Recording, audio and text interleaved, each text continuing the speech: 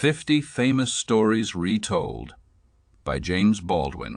King Alfred and the Cakes. Many years ago there lived in England a wise and good king whose name was Alfred. No other man ever did so much for his country as he, and people now all over the world speak of him as Alfred the Great. In those days, a king did not have a very easy life. There was war almost all the time, and no one else could lead his army into battle so well as he. And so, between ruling and fighting, he had a busy time of it indeed. A fierce, rude people, called the Danes, had come from over the sea and were fighting the English. There were so many of them, and they were so bold and strong that for a long time they gained every battle. If they kept on, they would soon be the masters of the whole country. At last, after a great battle, the English army was broken up and scattered. Every man had to save himself in the best way he could. King Alfred fled alone, in great haste, through the woods and swamps. Late in the day, the king came to the hut of a woodcutter. He was very tired and hungry, and he begged the woodcutter's wife to give him something to eat and a place to sleep in her hut. The woman was baking some cakes upon the hearth, and she looked with pity upon the poor ragged fellow who seemed so hungry. She had no thought that he was the king. "Yes," she said, "I will give you some supper if you will watch these cakes. I want to go out and milk the cow, and you must see that they do not burn while I am gone." King Alfred was very willing to watch the cakes, but he had far greater things to think about.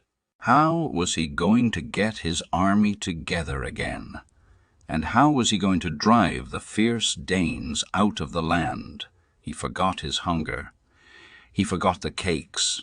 He forgot that he was in the woodcutter's hut. His mind was busy making plans for tomorrow. In a little while the woman came back. The cakes were smoking on the hearth. They were burned to a crisp. Ah, how angry she was. "You lazy fellow," she cried, "see what you have done. You want something to eat, but you do not want to work." I have been told that she even struck the king with a stick, but I can hardly believe that she was so ill-natured. The king must have laughed to himself at the thought of being scolded in this way, and he was so hungry that he did not mind the woman's angry words half so much as the loss of the cakes. I do not know whether he had anything to eat that night, or whether he had anything to eat that night, or whether he had to go to bed without his supper. But it was not many days until he had gathered his men together again, and had beaten the Danes in a great battle. King Alfred and the Beggar. At one time, the Danes drove King Alfred from his kingdom, and he had to lie hidden for a long time on a little island in a river. One day, all who were on the island, except the king and queen and one servant, went out to fish. It was a very lonely place, and no one could get to it except by a boat. About noon, a ragged beggar came to the king's door and asked for food. The king called the servant and asked, "How much food have we in the house, my lord?" Said the servant, "We have only one loaf and a little wine." Then the king gave thanks to God and said, "Give half of the loaf and half of the wine to this poor man." The servant did as he was bidden. The beggar thanked the king for his kindness and went on his way. In the afternoon, the men who had gone out to fish came back. They had 3 boats full of fish, and they said, "We have caught more fish today than in all the other days that we have been on this island." The king was glad, and he and his people were more hopeful than they had ever been before. When night came, the king lay awake for a long time and thought about the things that had happened that day. At last he fancied that he saw a great light like the sun, and in the midst of the light there stood an old man with black hair, holding an open book in his hand. It may all have been a dream, and yet to the king it seemed very real indeed. He looked and wondered, but was not afraid. "Who are you?" he asked of the old man. "Alfred, my son, be brave," said the man, "for I am the one to whom you gave this day the half of all the food that you had. Be strong and joyful of heart, and listen to what I say. Rise up early in the morning and blow your horn 3 times, so loudly that the Danes may hear it. By 9 o'clock 500 men will be around you, ready to be led into battle. Go forth bravely, and within 7 days your enemies shall be beaten, and you shall go back to your kingdom to reign in peace." Then the light went out, and the man was seen no more. In the morning the king arose early, and crossed over to the mainland. Then he blew his horn 3 times very loudly, and when his friends heard it they were glad. But the Danes were filled with fear. At 9 o'clock, 500 of his bravest soldiers stood around him ready for battle. He spoke and told them what he had seen and heard in his dream. And when he had finished, they all cheered loudly and said that they would follow him and fight for him so long as they had strength. So they went out bravely to battle, and they beat the Danes and drove them back into their own place. And King Alfred ruled wisely and well over all his people for the rest of his days. King Canute on the seashore. 100 years or more after the time of Alfred the Great, there was a king of England named Canute. King Canute was a Dane, but the Danes were not so fierce and cruel then as they had been when they were at war with King Alfred. The great men and officers who were around King Canute were always praising him. "You are the greatest man that ever lived," one would say. Then another would say, "O king, there can never be an man so mighty as you." And another would say, "Great Canute, there is nothing in the world that dares to disobey you." The king was a man of sense, and he grew very tired of hearing such foolish speeches. One day he was by the seashore, and his officers were with him. They were praising him, as they were in the habit of doing. He thought that now he would teach them a lesson, and so he bade them set his chair on the beach close by the edge of the water. "Am I the greatest man in the world?" he asked. "O king," they cried, "there is no one so mighty as you. Do all things obey me?" he asked. "There is nothing that dares to disobey you, O king," they said. "The world bows before you and gives you honor. Will the sea obey me?" he asked. And he looked down at the little waves which were lapping the sand at his feet. The foolish officers were puzzled, but they did not dare to say no. "Command it, O king, and it will obey," said one. "See!" cried Canute. "I command you to come no farther. Waves, stop your rolling, and do not dare to touch my feet." But the tide came in just as it always did. The water rose higher and higher.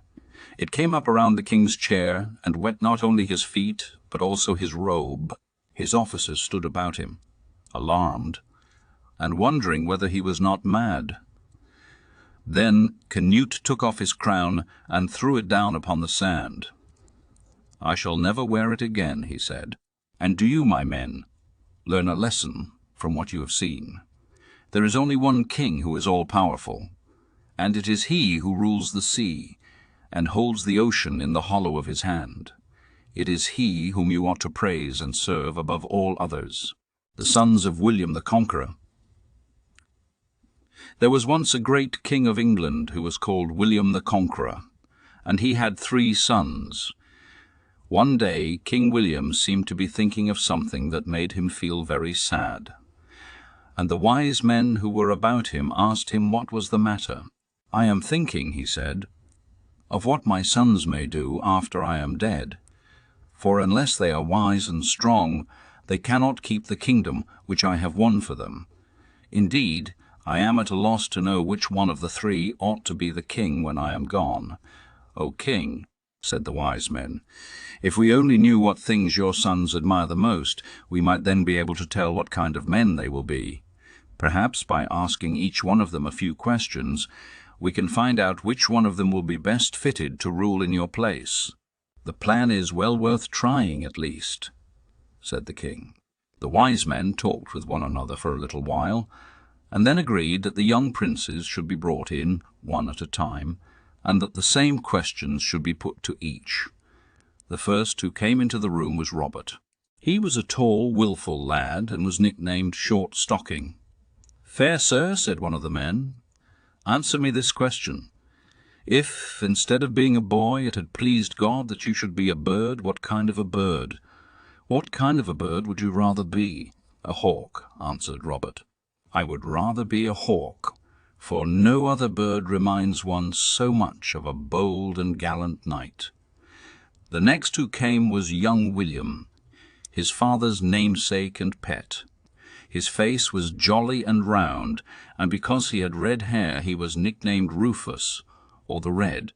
"Fair sir," said the wise man, "answer me this question. If, instead of being a boy, it had pleased God that you should be a bird, what kind of a bird would you rather be?" "An eagle," answered William.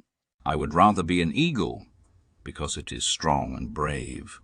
It is feared by all other birds, and is therefore the king of them all." Lastly came the youngest brother Henry, with quiet steps and a sober, thoughtful look. He had been taught to read and write, and for that reason he was nicknamed Bocles, or the Hand. "Some school are." "Fair sir," said the wise man, "answer me this question. If, instead of being a boy, it had pleased God that you should be a bird, what kind of a bird would you rather be?" "A starling," said Henry. "I would rather be a starling, because it is good-mannered and kind and a joy to everyone who sees it, and it never tries to rob or abuse its neighbor."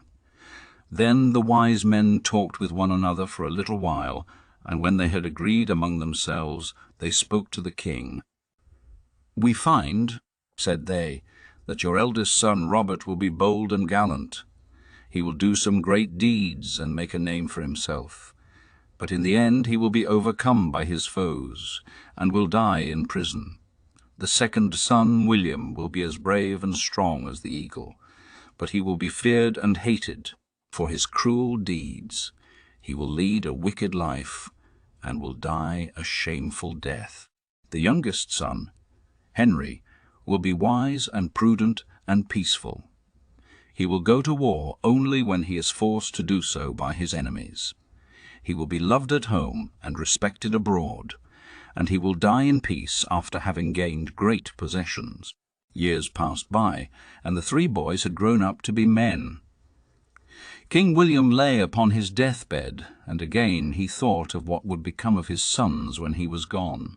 Then he remembered what the wise men had told him, and so he declared that Robert should have the lands which he held in France, that William should be the King of England, and that Henry should have no land at all, but only a chest of gold.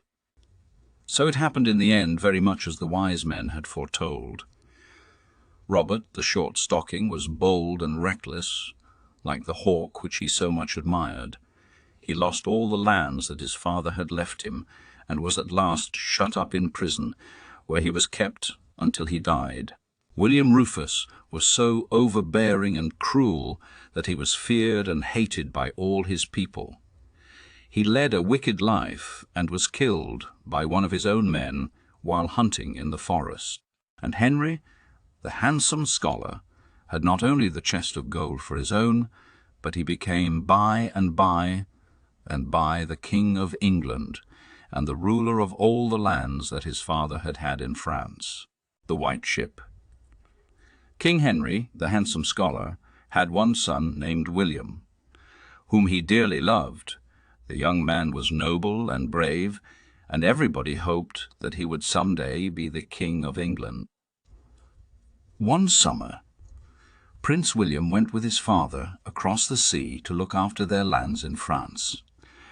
They were welcomed with joy by all their people there, and the young prince was so gallant and kind that he won the love of all who saw him. But at last the time came for them to go back to England.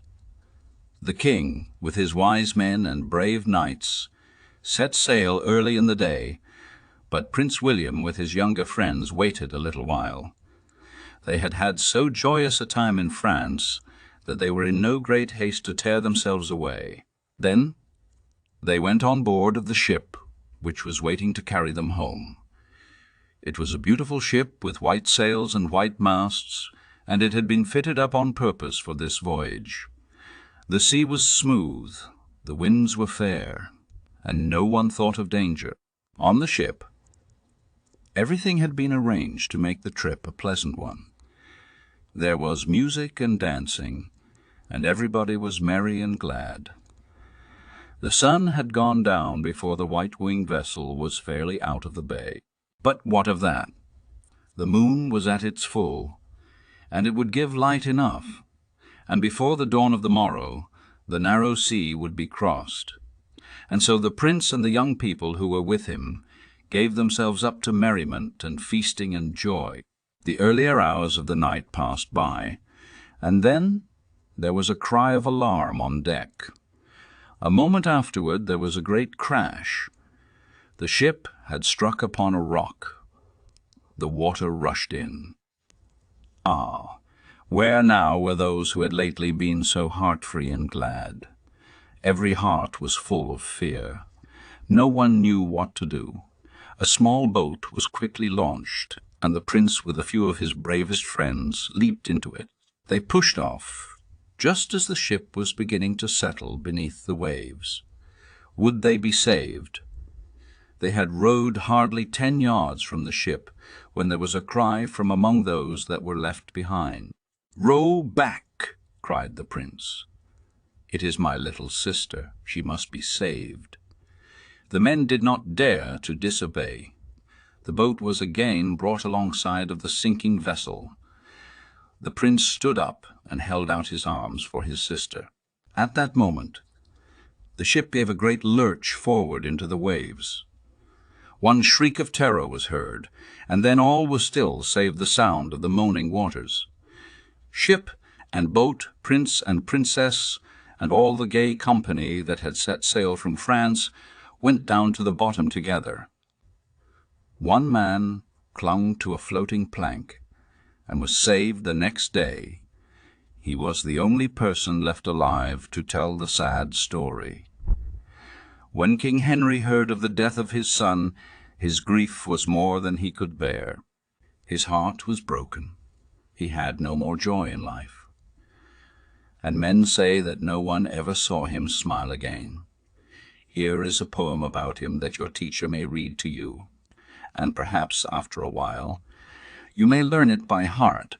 He never smiled again. The bark that held the prince went down, the sweeping waves rolled on, and what was England's glorious crown to him that wept a son? He lived, for life may long be born ere sorrow breaks its chain. Why comes not death to those who mourn? He never smiled again. There stood proud forms before his throne, the stately and the brave. But who could fill the place of one, that one beneath the wave? Before him passed the young and fair, in pleasure's reckless train. But seas dashed o'er his son's bright hair, he never smiled again. He sat where festal bowls went round. He heard the minstrels sing. He saw the tourney's victor crowned amid the nightly ring. A murmur of the restless deep was blent with every strain. A voice of winds that would not sleep, he never smiled again. Hearts, in that time, closed o'er the trace of vows once fondly poured, and strangers took the kinsman's place at many a joyous board. Graves which true love had bathed with tears were left to heaven's bright rain. Fresh hopes were born for other years, never smiled again. Mrs. Hemans, King John, and the Abbot. 1. The Three Questions. There was once a king of England whose name was John. He was a bad king, for he was harsh and cruel to his people, and so long as he could have his own way, he did not care what became of other folks. He was the worst king that England ever had. Now there was in the town of Canterbury a rich old abbot who lived in grand style in a great house called the Abbey. Every day 100 noble men sat down with him to dine, and 50 brave knights in fine velvet coats and gold chains waited upon him at his table. When King John heard of the way in which the abbot lived, he made up his mind to put a stop to it. So he sent for the old man to come and see him. "How now, my good abbot," he said. "I hear that you keep a far better house than I. How dare you do such a thing? Don't you know that no man in the land ought to live better than the king? And I tell you that no man shall, O king," said the abbot. "I beg to say that I am spending nothing but what is my own. I hope that you will not think ill of me for making things pleasant for my friends and the brave knights who are with me." "Think ill of you?" said the king. "How can I help but think ill of you? All that there is in this broad land is mine by right. And how do you dare to put me to shame by living in grander style than I? One would think that you were trying to be king in my place." "Oh, do not say so," said the abbot, "for I not another word," cried the king. "Your fault is plain, and unless you can answer me 3 questions, your head shall be cut off, and all your riches shall be cut off, and all your riches shall be mine." "I will try to answer them, O king," said the abbot. "Well then," said King John, "as I sit here with my crown of gold on my head, you must tell me to within a day just how long I shall live. Secondly, you must tell me how soon I shall ride round the whole world. And lastly, you shall tell me what I think." "O king," said the abbot, "these are deep, hard questions, and I cannot answer them just now. But if you will give me 2 weeks to think about them, I will do the best that I can." "2 weeks you shall have," said the king. "But if then you fail to answer me, you shall lose your head, and all your lands shall be mine." The abbot went away very sad and in great fear. He first rode to Oxford. Here was a great school, called a università, and he wanted to see if any of the wise professors could help him. But they shook their heads and said that there was nothing about King John in any of their books. Then the abbot rode down to Cambridge, where there was another universis. Then the abbot rode down to Cambridge, where there was another universi. One of the teachers in that great school could help him. At last, sad and sorrowful, he rode toward home to bid his friends and his brave knights good-bye, for now he had not a week to live.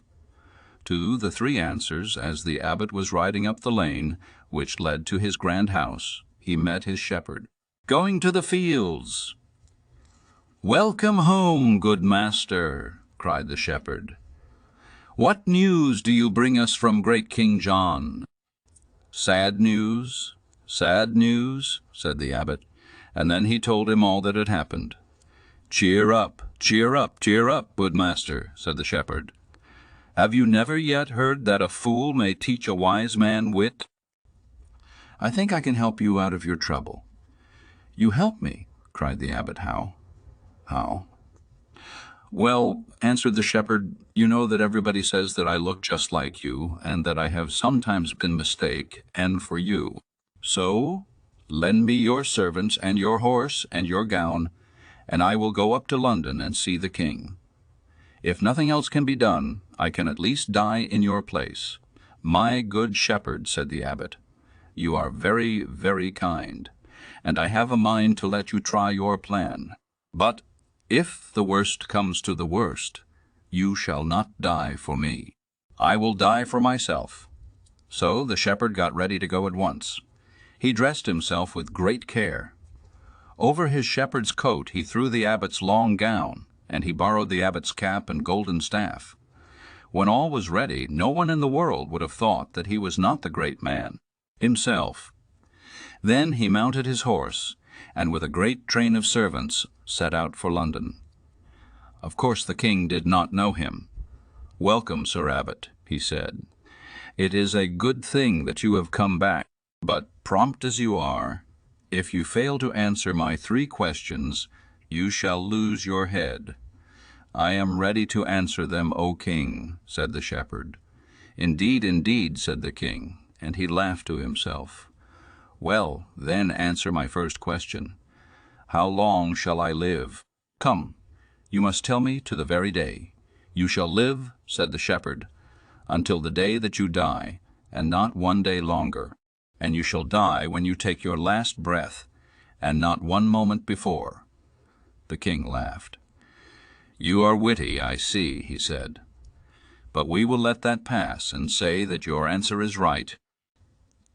And now tell me how soon I may ride round the world." "You must rise with the sun," said the shepherd, "and you must ride with the sun until it rises again the next morning. As soon as you do that, you will find that you have ridden round the world in 24 hours. The king laughed again. "Indeed," he said, "I did not think that it could be done so soon. You are not only witty, but you are wise, and we will let this answer pass. And now comes my 3rd and last question. What do I think?" "That is an easy question," said the shepherd. "You think that I am the Abbot of Canterbury. Why? But, to tell you the truth, I am only his poor shepherd, and I have come to beg your pardon for him and for me." And with that he threw off his long gown. The king laughed loud and long. "A merry fellow you are," said he, "and you shall be the Abbot of Canterbury in your master's place." "O king!" "That cannot be," said the shepherd, "for I can neither read nor write." "Very well, then," said the king, "I will give you something else to pay you for this merry joke. I will give you 4 pieces of silver every week as long as you live, and when you get home, you may tell the old abbot that you have brought him a free pardon from King John." A story of Robin Hood. In the rude days of King Richard and King John, there were many great woods in England. The most famous of these was Sherwood Forest, where the king often went to hunt deer. In this forest there lived a band of daring men called outlaws. They had done something that was against the laws of the land, and had been forced to hide themselves in the woods to save their lives. There they spent their time in roaming about among the trees, in hunting the king's deer, and in robbing rich travelers that came that way. There were nearly 100 of these outlaws, and their leader was a bold fellow called Robin Hood. They were dressed in suits of green and armed with bows and arrows, and sometimes they carried long wooden lances and broadswords, which they knew how to handle well. Whenever they had taken anything, it was brought and laid at the feet of Robin Hood, whom they called their king. He then divided it fairly among them, giving to each man his just share. Robin never allowed his men to harm anybody, but the rich men who lived in great houses and did no work. He was always kind to the poor, and he often sent help to them, and for that reason the common people looked upon him as their friend. Long after he was dead, men liked to talk about his deeds. Some praised him, and some blamed him. He was, indeed, a rude, lawless fellow, but at that time people did not think of right and wrong as they do now. A great many songs were made up about Robin Hood, and these songs were sung in the cottages and huts all over the land for hundreds of years afterward. Here is a little story that is told in one of those songs. Robin Hood was standing one day under a green tree by the roadside. While he was listening to the birds among the leaves, he saw a young man passing by. This young man was dressed in a fine suit of bright red cloth, and as he tripped gaily along the road, he seemed to be as happy as the day. "I will not trouble him," said Robin Hood, "for I think he is on his way to his wedding." The next day Robin stood in the same place. He had not been there long when he saw the same young man coming down the road. But he did not seem to be so happy this time. He had left his scarlet coat at home, and at every step he sighed and groaned. "Ah, the sad day! The sad day, he kept saying to himself. Then Robin Hood stepped out from under the tree and said, "I say, young man, have you any money to spare for my merry men and me?" "I have nothing at all," said the young man, "but 5 shillings and a ring." "A gold ring?" asked Robin. "Yes," said the young man. "It is a gold ring." "Here it is." "Ah, I see," said Robin. "It is a wedding ring. I have kept it these 7 years," said the young man. "I have kept it to give to my bride on our wedding day. We were going to be married yesterday, but her father has promised her to a rich old man whom she never saw, and now my heart is broken." "What is your name?" asked Robin. "My name is Alinadaleil," said the young man. "What will you give me, in gold or fee?" said Robin, "if I will help you win your bride again in spite of the rich old man to whom she has been promised?" "I have no money," said Alin, "but I will promise to be your servant." "How many miles is it to the place where the maiden lives?" asked Robin. "It is not far," said Allen, "but she is to be married this very day, and the church is 5 miles away." Then Robin made haste to dress himself as a harper, and in the afternoon he stood in the door of the church. "Who are you?" said the bishop, "and what are you doing here?" "I am a bold harper," said Robin, "the best in the north country." "I am glad you have come," said the bishop kindly. "There is no music that I like so well as that of the harp. Come in and play for us." "I will go in," said Robin Hood, "but I will not give you any music until I see the bride and bridegroom." Just then an old man came in. He was dressed in rich clothing, but was bent with age and was feeble and grey. By his side walked a fair young girl. Her cheeks were very pale, and her eyes were full of tears. "This is no match," said Robin. "Let the bride choose for herself." Then he put his horn to his lips and blew 3 times. The very next minute 24 men, all dressed in green, and carrying long bows in their hands, came running across the fields. And as they marched into the church, all in a row, the foremost among them was Alinadale. "Now, whom do you choose?" said Robin to the maiden. "I choose Alinadale," she said, blushing. "And Alinadale you shall have," said Robin. "And he that takes you from Alinadale shall find that he has Robin Hood to deal with." And so the fair maiden and Alinadale were married then and there, and the rich old man went home in a great rage. And thus, having ended this merry wedding, the bride looked like a queen, and so they returned to the merry green wood amongst the leaves so green. Bruce and the Spider. There was once a king of Scotland whose name was Robert Bruce. He had need to be both brave and wise, for the times in which he lived were wild and rude. The King of England was at war with him, and had led a great army into Scotland to drive him out of the land. Battle after battle had been fought. 6 times had Bruce led his brave little army against his foes, and 6 times had his men been beaten and driven into flight.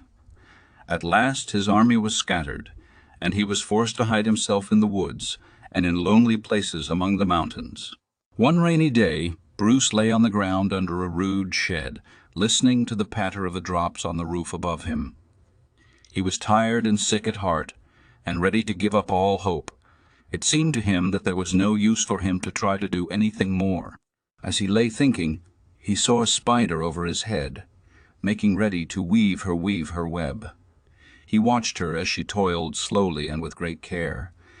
6 times she tried to throw her frail thread from one beam to another, and 6 times it fell short. "Poor thing," said Bruce. "You, too, know what it is to fail." But the spider did not lose hope with the 6th failure. With still more care, she made ready to try for the 7th time. Bruce almost forgot his own troubles as he watched her swing herself out upon the slender line. Would she fail again? No, the thread was carried safely to the beam and fastened there. "I, too, will try a 7th time," cried Bruce. He arose and called his men together. He told them of his plans and sent them out with messages of cheer to his dist, heart-ended people. Soon there was an army of brave Scotchmen around him. Another battle was fought, and the King of England was glad to go back into his own country. I have heard it said that after that day no one by the name of Bruce would ever hurt a spider. The lesson which the little creature had taught the king was never forgotten.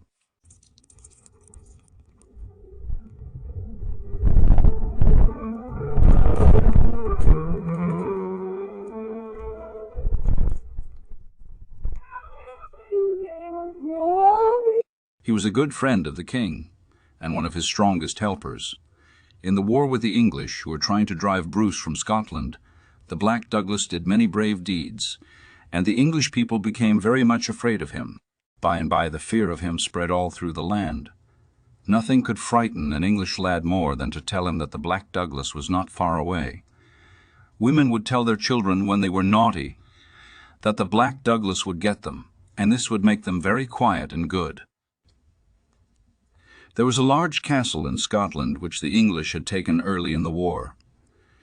The Scottish soldiers wanted very much to take it again, and the Black Douglas and his men went one day to see what they could do. It happened to be a holiday, and most of the English soldiers in the castle were eating and drinking and having a merry time. But they had left watchmen on the wall to see that the Scottish soldiers did not come upon them unawares, and so they felt quite safe. In the evening, when it was growing dark, the wife of one of the soldiers went up on the wall with her child in her arms. As she looked over into the fields below the castle, she saw some dark objects moving toward the foot of the wall. In the dusk she could not make out what they were, and so she pointed them out to one of the watchmen. "Pooh, pooh," said the watchman. "Those are nothing to frighten us. They are the farmer's cattle, trying to find their way home. The farmer himself is enjoying the whole day, and he has forgotten to bring them in. If the Douglas should happen this way before morning, he will be sorry for his carelessness." But the dark objects were not cattle. They were the Black Douglas and his men, creeping on hands and feet toward the foot of the castle wall. Some of them were dragging ladders behind them through the grass. They would soon be climbing to the top of the wall. None of the English soldiers dreamed that they were within many miles of the place. The woman watched them until the last one had passed around a corner out of sight. She was not afraid, for in the darkening twilight they looked indeed like cattle. After a little while she began to sing to her child. "Hush ye, hush ye, hush ye, hush ye, hush ye, little pet ye. Hush ye, do not fret ye, the Black Douglas shall not get ye." All at once a gruff voice was heard behind her, saying, "Don't be so sure about that." She looked around, and there stood the Black Douglas himself. At the same moment, a Scottish soldier climbed off a ladder and leaped upon the wall, and then there came another and another and another, until the wall was covered with them. Soon there was hot fighting in every part of the castle, but the English were so taken by surprise that they could not do much. Many of them were killed, and in a little while the Black Douglas and his men were the masters of the castle, which by right belonged to them. As for the woman and her child, the Black Douglas would not suffer anyone to harm them. After a while, they went back to England, and whether the mother made up any more songs about the Black Douglas I cannot tell. 3 Men of Gotham. There is a town in England called Gotham, and many merry stories are told of the queer people who used to live there. One day 2 men of Gotham met on a bridge. Hodge was coming from the market, and Peter was going to the market, and Peter was going to the market. "Where are you going?" said Hodge. "I am going to the market to buy sheep," said Peter. "Buy sheep," said Hodge. "And which way will you bring them home?" "I shall bring them over this bridge," said Peter. "No, you shall not," said Hodge. "Yes, but I will," said Peter. "You shall not," said Hodge. "I will," said Peter. Then they beat with their sticks on the ground as though there had been 100 sheep between them. "Take care," cried Peter. "Look out that my sheep don't jump on the bridge." "I care not where they jump," said Hodge, "but they shall not go over it." "But they shall," said Peter. "Have a care," said Hodge. "For if you say too much I will put my fingers in your mouth, will you?" said Peter. Just then another man of Gotham came from the market with a sack of meal on his horse.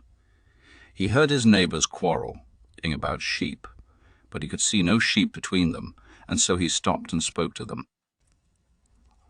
"Ah, you foolish fellows," he cried. "It is strange that you will never learn wisdom.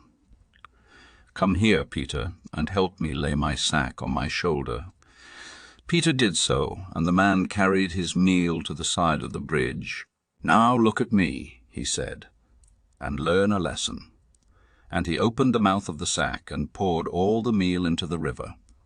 "Now, neighbors," he said, "can you tell how much meal is in my sack?" "There is none at all," cried Hodge and Peter together. "You are right," said the man. "And you that stand here and quarrel about nothing have no more sense in your heads than I have meal in my sack." Other wise men of Gotham. One day news was brought to Gotham that the king was coming that way, and that he would pass through the town. This did not please the men of Gotham at all. They hated the king, for they knew that he was a cruel, bad man. If he came to their town, they would have to find food and lodging for him and his men, and if he saw anything that pleased him, he would be sure to take it for his own. What should they do? They met together to talk the matter over. "Let us chop down the big trees in the woods, so that they will block up all the roads that lead into the town," said one of the wise men. "Good," said all the rest. So they went out with their axes, and soon all the roads and paths to the town were filled with logs and brush. The king's horsemen would have a hard time of it getting into Gotham. They would either have to make a new road or give up the plan altogether, and go on to some other place. When the king came and saw that the road had been blocked up, he was very angry. "Who chopped those trees down in my way?" he asked of 2 country lads that were passing by. "The men of Gotham," said the lads. "Well," said the king, "go and tell the men of Gotham that I shall send my sheriff into their town, and have all their noses cut off." The 2 lads ran to the town as fast as they could, and made known what the king had said. Everybody was in great fright. The men ran from house to house, carrying the news, and asking one another what they should do. "Our wits have kept the king out of the town," said one, "and so now our wits must save our noses." "True, true," said the others. "But what shall we do?" Then one, whose name was Dobbin, and who was thought to be the wisest of them all, said, "Let me tell you something. Many a man has been punished because he was wise, but I have never heard of anyone being harmed because he was a fool. So when the king's sheriff comes, let us all act like fools." "Good, good," cried the others. "We will all act like fools." It was no easy thing for the king's men to open the roads, and while they were doing it, the king grew tired of waiting and went back to London. But very early one morning, the sheriff with a party of fierce soldiers rode through the woods and between the fields toward Gotham. Just before they reached the town, they saw a queer sight. The old men were rolling big stones up the hill, and all the young men were looking on and grunting very loudly. The sheriff stopped his horses and asked what they were doing. "We are rolling stones uphill to make the sun rise," said one of the old men. "You foolish fellow," said the sheriff. "Don't you know that the sun will rise without any help?" "Ah, will it?" said the old man. "Well, I never thought of that." "How wise you are! And what are you doing?" said the sheriff to the young men. "Oh, we do the grunting while our fathers do the working," they answered. "I see," said the sheriff. "Well, that is the way the world goes everywhere." And he rode on toward the town. He soon came to a field where a number of men were building a stone wall. "What are you doing?" he asked. "Why, master," they answered, "there is a cuckoo in this field, and we are building a wall around it so as to keep the bird from straying away." "You foolish fellows," said the sheriff. "Don't you know that the bird will fly over the top of your wall, no matter how high you build it?" "Why, no," they said. "We never thought of that." "How very wise you are." The sheriff next met a man who was carrying a door on his back. "What are you doing?" he asked. "I have just started on a long journey," said the man. "But why do you carry that door?" asked the sheriff. "I left my money at home." "Then why didn't you leave the door at home too?" "I was afraid of thieves. And you see, if I have the door with me, they can't break it open and get in." "You foolish fellow," said the sheriff. "It would be safer to leave the door at home and carry the money with you." "Ah, would it though?" said the man. "Now, I never thought of that. You are the wisest man that I ever saw." Then the sheriff rode on with his men, but everyone that they met was doing some silly thing. "Truly, I believe that the people of Gotham are all fools," said one of the horsemen. "That is true," said another. "It would be a shame to harm such simple people." "Let us ride back to London and tell the king all about them," said the sheriff. "Yes, let us do so," said the horseman. So they went back and told the king that Gotham was a town of fools, and the king laughed and said that if that was the case, he would not harm them but would let them keep their noses. The Miller of the Dee. Once upon a time there lived on the banks of the river Dee a miller who was the happiest man in England. He was always busy from morning till night, and he was always sing as merrily as any lark. He was so cheerful that he made everybody else cheerful, and people all over the land liked to talk about his pleasant ways. At last the king heard about him. "I will go down and talk with this wonderful miller," he said. "Perhaps he can tell me how to be happy." As soon as he stepped inside of the mill, he heard the miller singing, "I envy nobody, no, not I, for I am as happy as I can be, and nobody envies me." "You're wrong, my friend," said the king. "You're wrong as wrong can be. I envy you, and I would gladly change places with you, if I could only be as light-hearted as you are." The miller smiled and bowed to the king. "I am sure I could not think of changing places with you, sir," he said. "Now, tell me," said the king, "what makes you so cheerful and glad here in your dusty mill, while I, who am king, am sad and in trouble every day?" The miller smiled again and said, "I do not know why you are sad, but I can easily tell why I am glad. I earn my own bread. I love my wife and my children.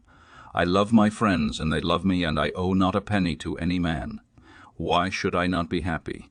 For here is the river Dee, and every day it turns my mill, and the mill grinds the corn that feeds my wife, my babes, and me. Stay where you are, and be happy still. But I envy you. Your dusty cap is worth more than my golden crown. Your mill does more for you than my kingdom can do for me. If there were more such men as you, what a good place this world would be. Goodbye, my friend." The king turned about and walked sadly away, and the miller went back to his work singing, "Oh, I'm as happy can be, for I live by the side of the river Dee." Sir Philip Sidney. A cruel battle was being fought. The ground was covered with dead and dying men. The air was hot and stifling. The sun shone down without pity on the wounded soldiers lying in the blood and dust. One of these soldiers was a nobleman, whom everybody loved for his gentleness and kindness. Yet now he was no better off than the poorest man in the field. He had been wounded and would die, and he was suffering much with pain and thirst. When the battle was over, his friends hurried to his aid. A soldier came running with a cup in his hand. "Here, Sir Philip," he said, "I have brought you some clear, cool water from the brook. I will raise your head so that you can drink." The cup was placed to Sir Philip's lips, How thankfully he looked at the man who had brought it. Then his eyes met those of a dying soldier who was lying on the ground close by. The wistful look in the poor man's face spoke plainer than words. "Give the water to that man," said Sir Philip quickly. And then, pushing the cup toward him, he said, "Here, my comrade, take this. Thy need is greater than mine." What a brave, noble man he was! The name of Sir Philip Sidney will never be forgotten, for it was the name of a Christian Jean, a man who always had the good of others in his mind. Was it any wonder that everybody wept when it was heard that he was dead? It is said that on the day when he was carried to the grave, every eye in the land was filled with tears. Rich and poor, high and low, all felt that they had lost a friend. All mourned the death of the kindest, gentlest man that they had ever known, the ungrateful soldier. Here's another story of the battlefield, and it is much like the one which I've just told you. Not quite 100 years after the time of Sir Philip Sidney, there was a war between the Swedes and the Danes. One day a great battle was fought, and the Swedes were beaten and driven from the field. A soldier of the Danes who had been slightly wounded was sitting on the ground. He was about to take a drink from a flask. All at once he heard someone say, "Oh, sir, give me a drink, for I am dying." It was a wounded Swede who spoke. He was lying on the ground only a little way off. The Dane went to him at once. He knelt down by the side of his fallen foe and pressed the flask to his lips. "Drink," said he, "for thy need is greater than mine." Hardly had he spoken these words when the Swede raised himself on his elbow. He pulled a pistol from his pocket and shot at the man who would have befriended him. The bullet grazed the Dane's shoulder, but did not do him much harm.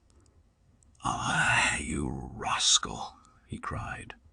"I was going to befriend you, and you repay me by trying to kill me. Now I will punish you. I would have given you all the water, but now you shall have only half." And with that he drank the half of it, and then gave the rest to the Swede. When the king of the Danes heard about this, he sent for the soldier and had him tell the story just as it was. "Why did you spare the life of the Swede after he had tried to kill you?" asked the king. "Because, sir," said the soldier, "I could never kill a wounded enemy."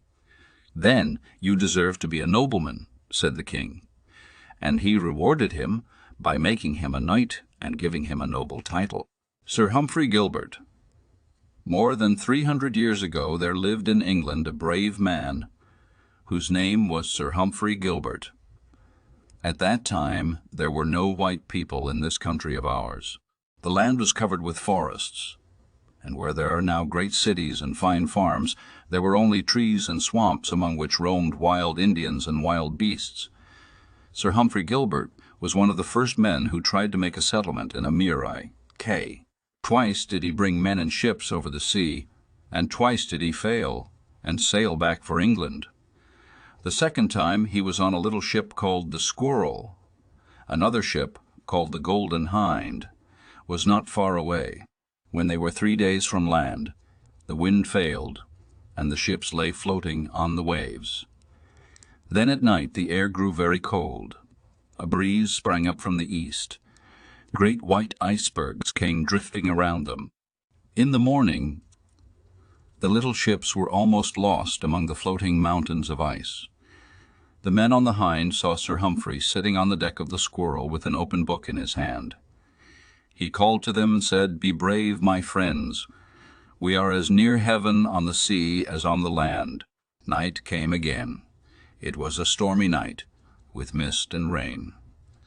All at once, the men on the Hind saw the lights on board of the Squirrel go out. The little vessel with brave Sir Humphrey and all his brave men was swallowed up by the waves.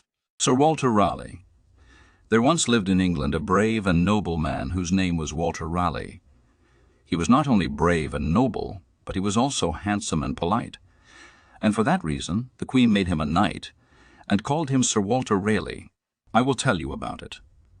When Raleigh was a young man, He was one day walking along a street in London. At that time the streets were not paved, and there were no sidewalks. Raleigh was dressed in very fine style, and he wore a beautiful scarlet cloak thrown over his shoulders. As he passed along, he found it hard work to keep from stepping in the mud and soiling his handsome new shoes. Soon he came to a puddle of muddy water which reached from one side of the street to the other. He could not step across. Perhaps he could jump over it. As he was thinking what he should do, he happened to look up. Who was it coming down the street, on the other side of the puddle? It was Eliza Beth, the Queen of England, with her train of gentlewomen and waiting maids. She saw the dirty puddle in the street. She saw the handsome young man with the scarlet cloak standing by the side of it. How was she to get across? Young Raleigh, when he saw who was coming, forgot about himself. He thought only of helping the Queen. There was only one thing that he could do, and no other man would have thought of that. He took off his scarlet cloak and spread it across the puddle. The Queen could step on it now, as on a beautiful carpet. She walked across. She was safely over the ugly puddle, and her feet had not touched the mud. She paused a moment and thanked the young man. As she walked onward with her train, she asked one of the gentlewomen, "And who is that brave gentleman who helped us so handsomely?" "His name is Walter Raleigh," said the gentlewoman. "He shall have his reward," said the Queen. Not long after that, she sent for Raleigh to come to her palace. The young man went, but he had no scarlet cloak to wear.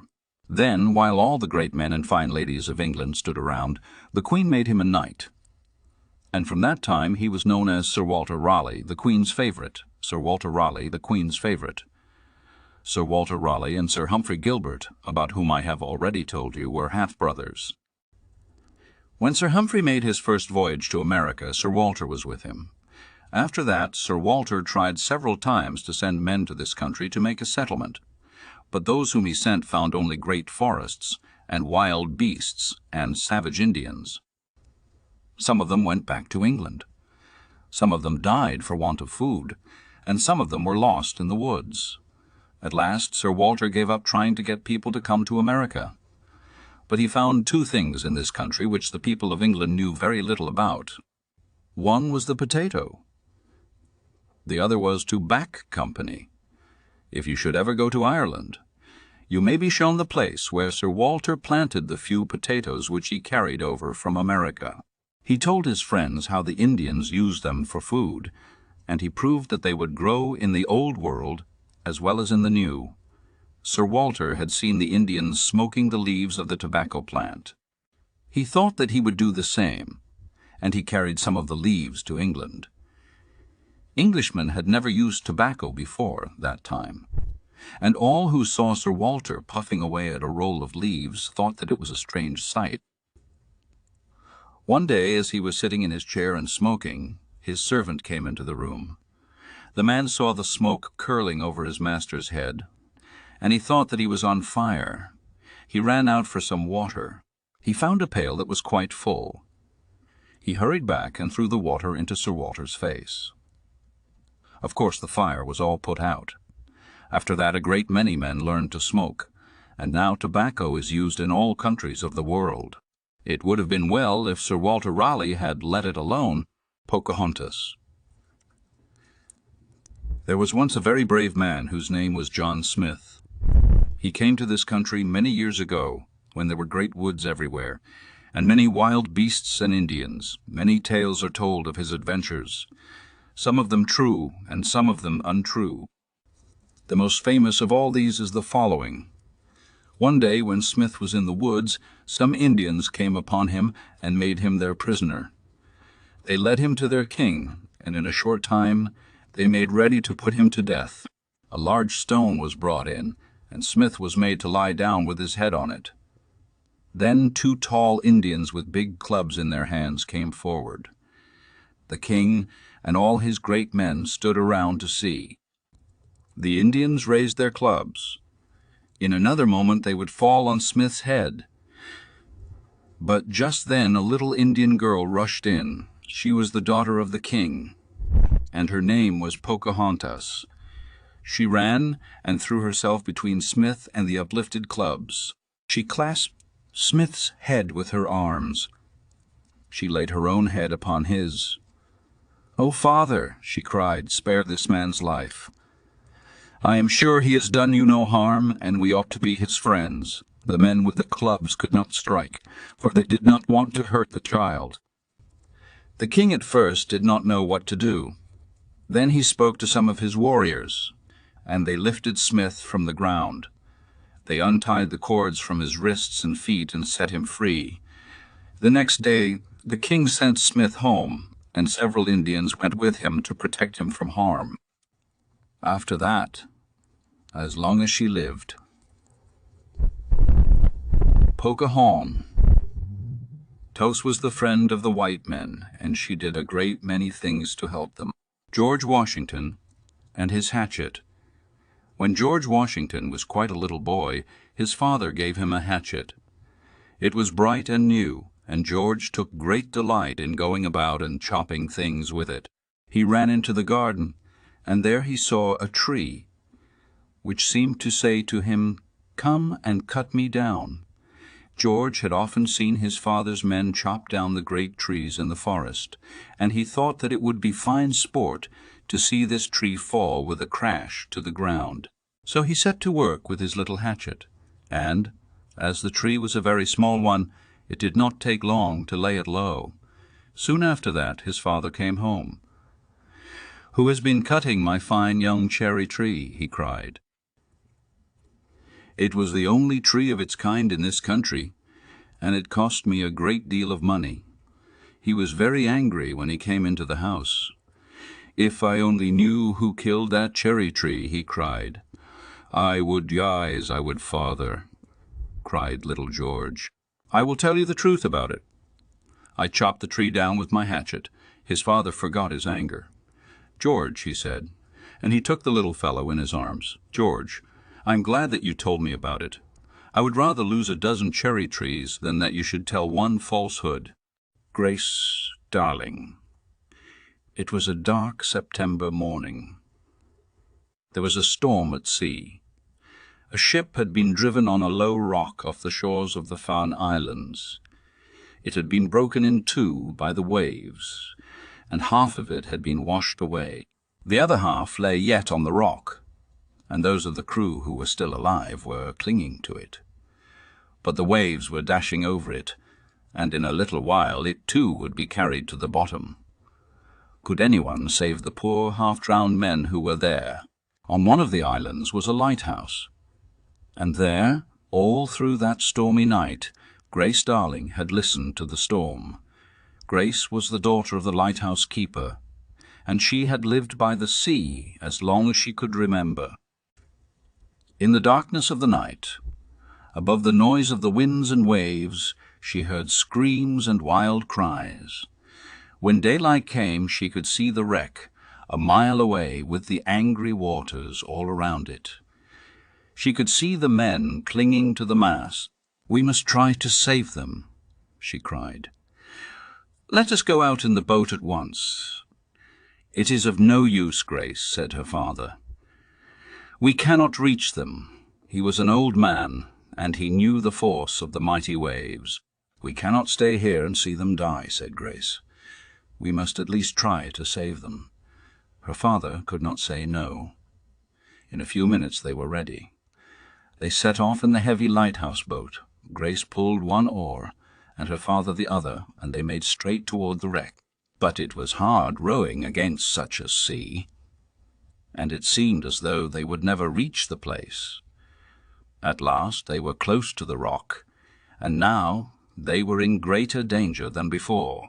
The fierce waves broke against the boat, and it would have been dashed in pieces had it not been for the strength and skill of the brave girl. But after many trials, Grace's father climbed upon the wreck, while Grace herself held the boat. Then, one by one, the worn-out crew were helped on board. It was all that the girl could do to keep the frail boat from being drifted away, or broken upon the sharp edges of the rock. Then her father clambered back into his place. Strong hands grasped the oars, and by all were safe in the lighthouse. Their Grace proved to be no less tender as a nurse than she had been brave as a sailor. She cared most kindly for the shipwrecked men until the storm had died away and they were strong enough to go to their own homes. All this happened a long time ago, but the name of Grace Darling will never be forgotten. She lies buried now in a little churchyard by the sea, not far from her old home. Every year many people go there to see her grave, and there a monument has been placed in honor of the brave girl. It is not a large monument, but it is one that speaks of the noble deed which made Grace Darling famous. It is a figure carved in stone of a woman lying at rest with a boat's oar held fast in her right hand, the story of William Tell. The people of Switzerland were not always free and happy as they are today. Many years ago a proud tyrant, whose name was Gessler, ruled over them and made their lot a bitter one indeed. One day, this tyrant set up a tall pole in the public square and put his own cap on the top of it, and then he gave orders that every man who came into the town should bow down before it. But there was one man named William Tell who would not do this. He stood up straight with folded arms and laughed at the swinging cap. He would not bow down to Gessler himself. When Gessler heard of this, he was very angry. He was afraid that other men would disobey, and that soon the whole country would rebel against him. So he made up his mind to punish the bold man. William Tell's home was among the mountains, and he was a famous hunter. No one in all the land could shoot with bow and arrow so well as he. Gessler knew this, and so he thought of a cruel plan to make the hunter's own skill bring him to grief. He ordered that Tell's little boy should be made to stand up in the public square with an apple on his head, and then he bade Tell shoot the apple with one of his arrows. Tell begged the tyrant not to have him make this test of his skill. What if the boy should move? What if the bowman's hand should tremble? What if the arrow should not carry true? "Will you make me kill my boy?" he said. "Say no more," said Gessler. "You must hit the apple with your one arrow. If you fail, my soldiers shall kill the boy before your eyes." Then, without another word, Tell fitted the arrow to his bow. He took aim and let it fly. The boy stood firm and still. He was not afraid, for he had all faith in his father's skill. The arrow whistled through the air. It struck the apple fairly in the center and carried it away. The people who saw it shouted with joy. As Tell was turning away from the place, an arrow which he had hidden under his coat dropped to the ground. "Fellow," cried Gessler, "what mean you with this second arrow?" "Tyrant," was Tell's proud answer. "This arrow was for your heart if I had hurt my child." And there is an old story that, not long after this, Tell did shoot the tyrant with one of his arrows, and thus he set his country free. Arnold WINKELRIED. A great army was marching into Switzerland. If it should go much farther, there would be no driving it out again. The soldiers would burn the towns. They would rob the farmers of their grain and sheep. They would make slaves of the people. The men of Switzerland knew all this. They knew that they must fight for their homes and their lives, and so they came from the mountains and valleys to try what they could do to save their land. Some came with bows and arrows, some with scythes and pitchforks, and some with scythes and pitchforks, and some with only sticks and clubs. But their foes kept in line as they marched along the road. Every soldier was fully armed. As they moved and kept close together, nothing could be seen of them but their spears and shields and shining armor. What could the poor country people do against such foes as these? "We must break their lines," cried their leader. for we cannot harm them while they keep together." The bowmen shot their arrows, but they glanced off from the soldiers' shields. Others tried clubs and stones, but with no better luck. The lines were still unbroken. The soldiers moved stead. I lie onward. Their shields lapped over one another. Their shields lapped over one another. Their 1,000 spears looked like so many long bristles in the sunlight. What cared they for sticks and stones and huntsmen's arrows? "If we cannot break their ranks," said the Swiss, "we have no chance for fight, and our country will be lost." Then a poor man, whose name was Arnold WINKELRIED, stepped out.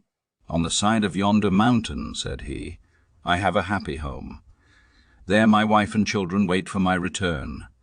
But they will not see me again, for this day I will give my life for my country. And do you, my friends, do your duty, and Switzerland shall be free." With these words he ran forward. "Follow me," he cried to his friends. "I will break the lines, and then let every man fight as bravely as he can." He had nothing in his hands, neither club nor stone nor other weapon, but he ran straight onward to the place where the spears were thickest. "Make way for liberty!" he cried as he dashed right into the lines. 100 spears were turned to catch him upon their points. The soldiers forgot to stay in their places. The lines were broken. Arnold's friends rushed bravely after him. They fought with whatever they had in hand. They snatched spears and shields from their foes. They had no thought of fear. They only thought of their homes and their dear native land. And they won at last. Such a battle no one ever knew before. But Switzerland was saved, and Arnold WINKELRIED did not die in vain. And they won at last. Such a battle no one ever knew before. But Switzerland was saved, and Arnold WINKELRIED did not die in vain. The Bell of ATRI. ATRI is the name of a little town in Italy. It is a very old town, and is built halfway up the side of a steep hill. A long time ago, the king of ATRI bought a fine large bell, and had it hung up in a tower in the marketplace. A long rope that reached almost to the ground was fastened to the bell. The smallest child could ring the bell by pulling upon this rope. "It is the bell of justice," said the king. When at last everything was ready, the people of ATRI had a great holiday. All the men and women and children came down to the marketplace to look at the bell of justice. It was a very pretty bell, and was polished until it looked almost as bright and yellow as the sun. "How we should like to hear it ring," they said. Then the king came down the street. "Perhaps he will ring it," said the people. And everybody stood very still and waited to see what he would do. But he did not ring the bell. He did not even take the rope in his hands. When he came to the foot of the tower, he stopped and raised his hand. He said, "Do you see this beautiful bell? It is your bell, but it must never be rung except in case of need.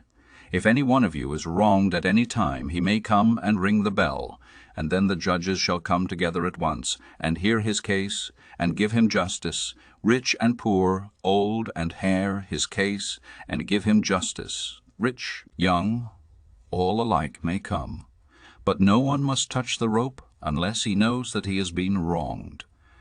Many years passed by after this. Many times did the bell in the marketplace ring out to call the judges together. Many wrongs were righted. Many ill-doers were punished. At last the hempen rope was almost worn out. The lower part of it was untwisted. Some of the strands were broken. It became so short that only a tall man could reach it. "This will never do," said the judges one day. "What if a child should be wronged? It could not ring the bell to let us know it." They gave orders that a new rope should be put upon the bell at once, a rope that should hang down to the ground so that the smallest child could reach it. But there was not a rope to be found in all ATRI. They would have to send across the mountains for one, and it would be many days before it could be brought. What if some great wrong should be done before it came? How could the judges know about it if the injured one could not reach the old rope? "Let me fix it for you," said a man who stood by.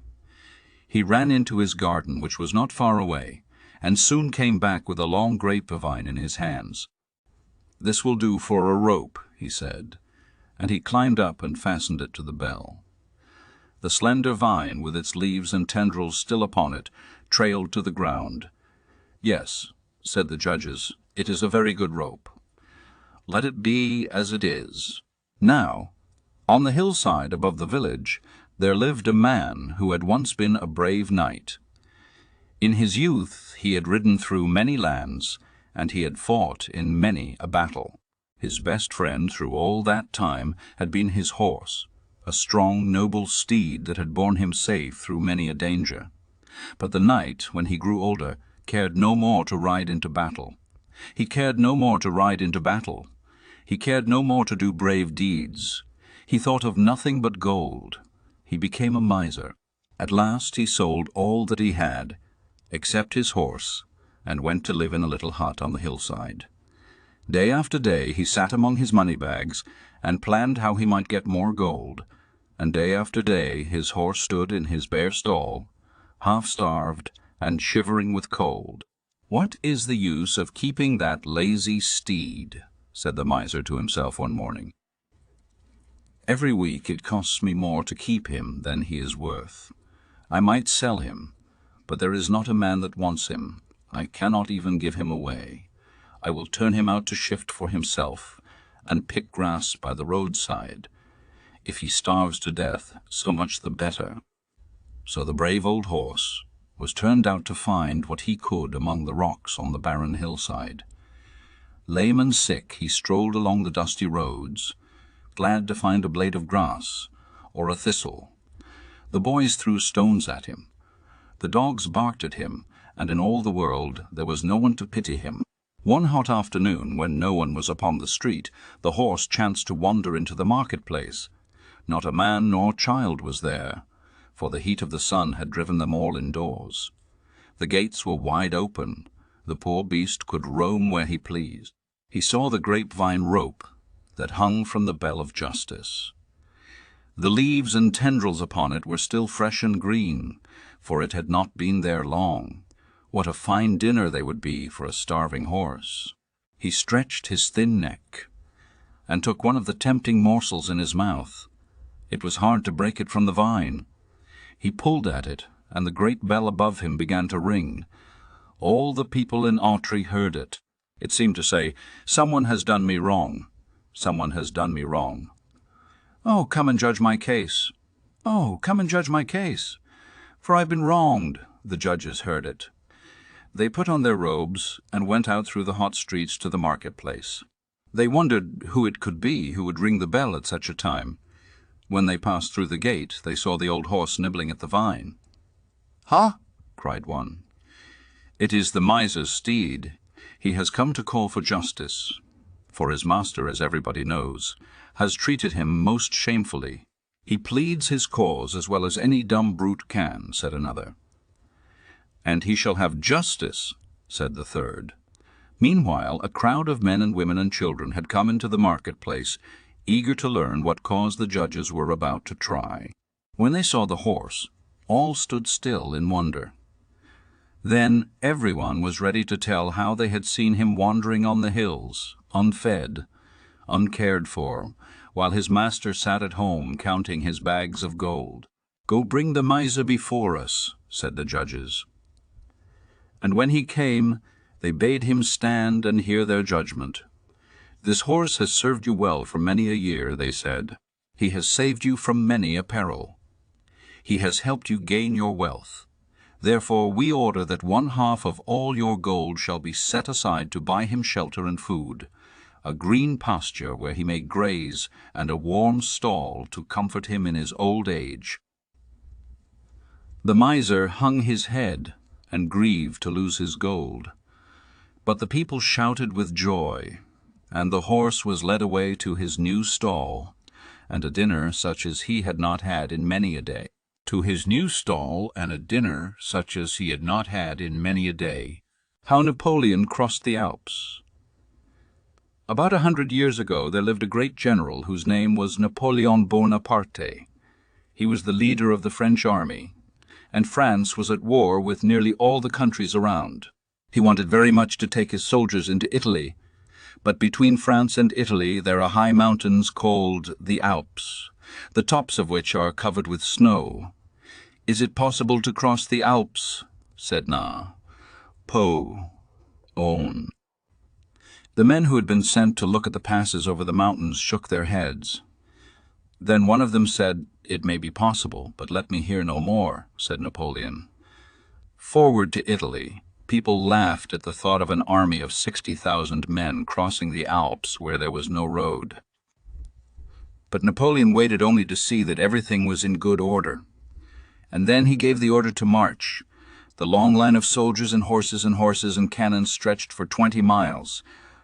When they came to a steep place where there seemed to be no way to go farther, the trumpets sounded charge. Then every man did his best, and the whole army moved right onward. Soon they were safe over the Alps. In 4 days they were marching on the plains of Italy.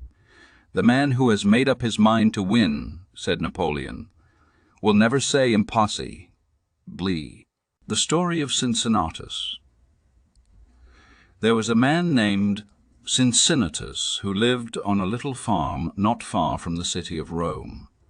He had once been rich and had held the highest office in the land, but in one way or another he had lost all his wealth. He was now so poor that he had to do all the work on his farm with his own hands. But in those days it was thought to be a noble thing to till the soil. Cincinnatus was so wise and just that everybody trusted him and asked his advice, and when anyone was in trouble and did not know what to do, his neighbors would say, "Go and tell Cincinnatus, he will help you." Now, there lived among the mountains, not far away, a tribe of fierce, half-wild men who were at war with the Roman people. They persuaded another tribe of bold warriors to help them, and then marched toward the city, plundering and robbing as they came. They boasted that they would tear down the walls of Rome and burn the houses and kill all the men and make slaves of the women and children. At first, the Romans, who were very proud and brave, did not think there was much danger. Every man in Rome was a soldier, and the army which went out to fight the robbers was the finest in the world. No one stayed at home with the women and children and boys but the white-haired fathers, as they were called, who made the laws for the city, and a small company of men who guarded the walls. Everybody thought that it would be an easy thing to drive the men of the mountains back to the place where they belonged. But one morning 5 horsemen came riding down the road from the mountains. They rode with great speed, and both men and horses were covered with dust and blood. The watchman at the gate knew them and shouted to them as they galloped in. Why did they ride thus? And what had happened to the Roman army? They did not answer him, but rode into the city and along the quiet streets, and everybody ran after them, eager to find out what was the matter. Rome was not a large city at that time, and soon they reached the marketplace where the white-haired fathers were sitting. Then they leaped from their horses and told their story. Only yesterday, they said, our army was marching through a narrow valley between 2 steep mountains. All at once 1,000 savage men sprang out from among the rocks before us and above us. They had blocked up the way, and the pass was so narrow that we could not fight. We tried to come back, but they had blocked up the way on this side of us too. The fierce men of the mountains were before us and behind us, and they were throwing rocks down upon us from above. We had been caught in a trap. Then 10 of us set spurs to our horses, and 5 of us forced our way through, but the other 5 fell before the spears of the mountain men. And now, O Roman fathers, Send help to our army at once, or every man will be slain, and our city will be taken." "What shall we do?" said the white-haired fathers. "Whom can we send but the guards and the boys? And who is wise enough to lead them?" And all shook their heads and were very grave, for it seemed as if there was no hope. Then one said, "Send for Cincinnatus. He will help us." Cincinnatus was in the field ploughing when the men who had been sent to him came in great haste. He stopped and greeted them kindly, and waited for them to speak. "Put on your cloak, Cincinnatus," they said, "and hear the words of the Roman people." Then Cincinnatus wondered what they could mean.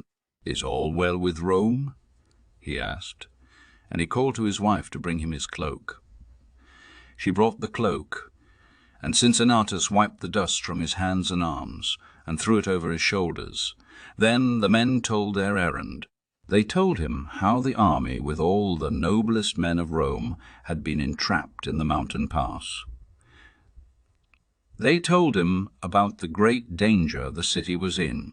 Then they said, "The people of Rome make you their ruler and the ruler of their city, to do with everything as you choose.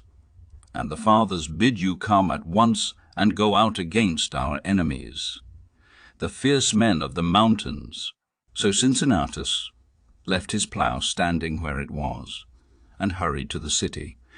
When he passed through the streets and gave orders as to what should be done, some of the people were afraid, for they knew that he had all power in Rome to do what he pleased. But he armed the guards and the boys, and went out at their head to fight the fierce mountain men and free the Roman army from the trap into which it had fallen. A few days afterward there was great joy in Rome. There was good news from Cincinnatus. The men of the mountains had been beaten with great loss.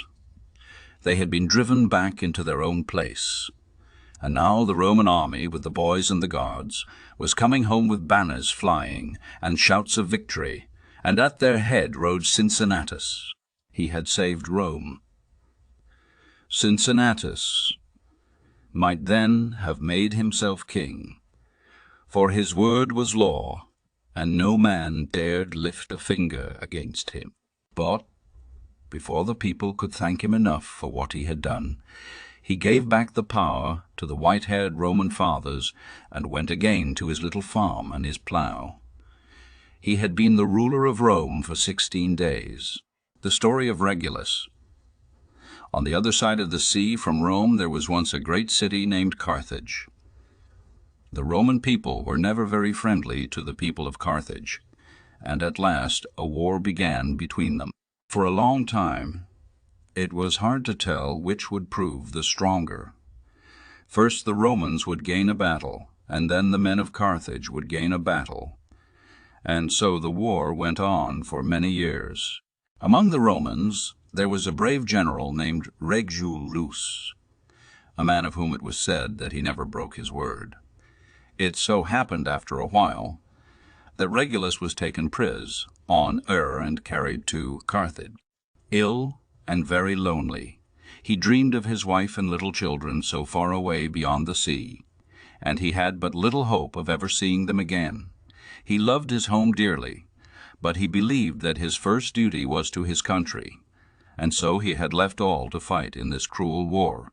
He had lost a battle, it is true, and had been taken prisoner, yet he knew that the Romans were gaining ground, and the people of Carthage were afraid of being beaten in the end. They had sent into other countries to hire soldiers to help them, but even with these they would not be able to fight much longer against Rome. One day some of the rulers of Carthage came to the prison to talk with Regulus. "We should like to make peace with the Roman people," they said, "and we are sure that if your rulers at home knew how the war is going, they would be glad to make peace with us. We will set you free and let you go home, if you will set you free and let you go home, if you will agree to do as we say." "What is that?" asked Regulus. "In the first place," they said, "you must tell the Romans about the battles which you have lost, and you must make it plain to them that they have not gained anything by the war. In the second place, you must promise us that, if they will not make peace, you will come back to your prison." "Very well," said Regulus.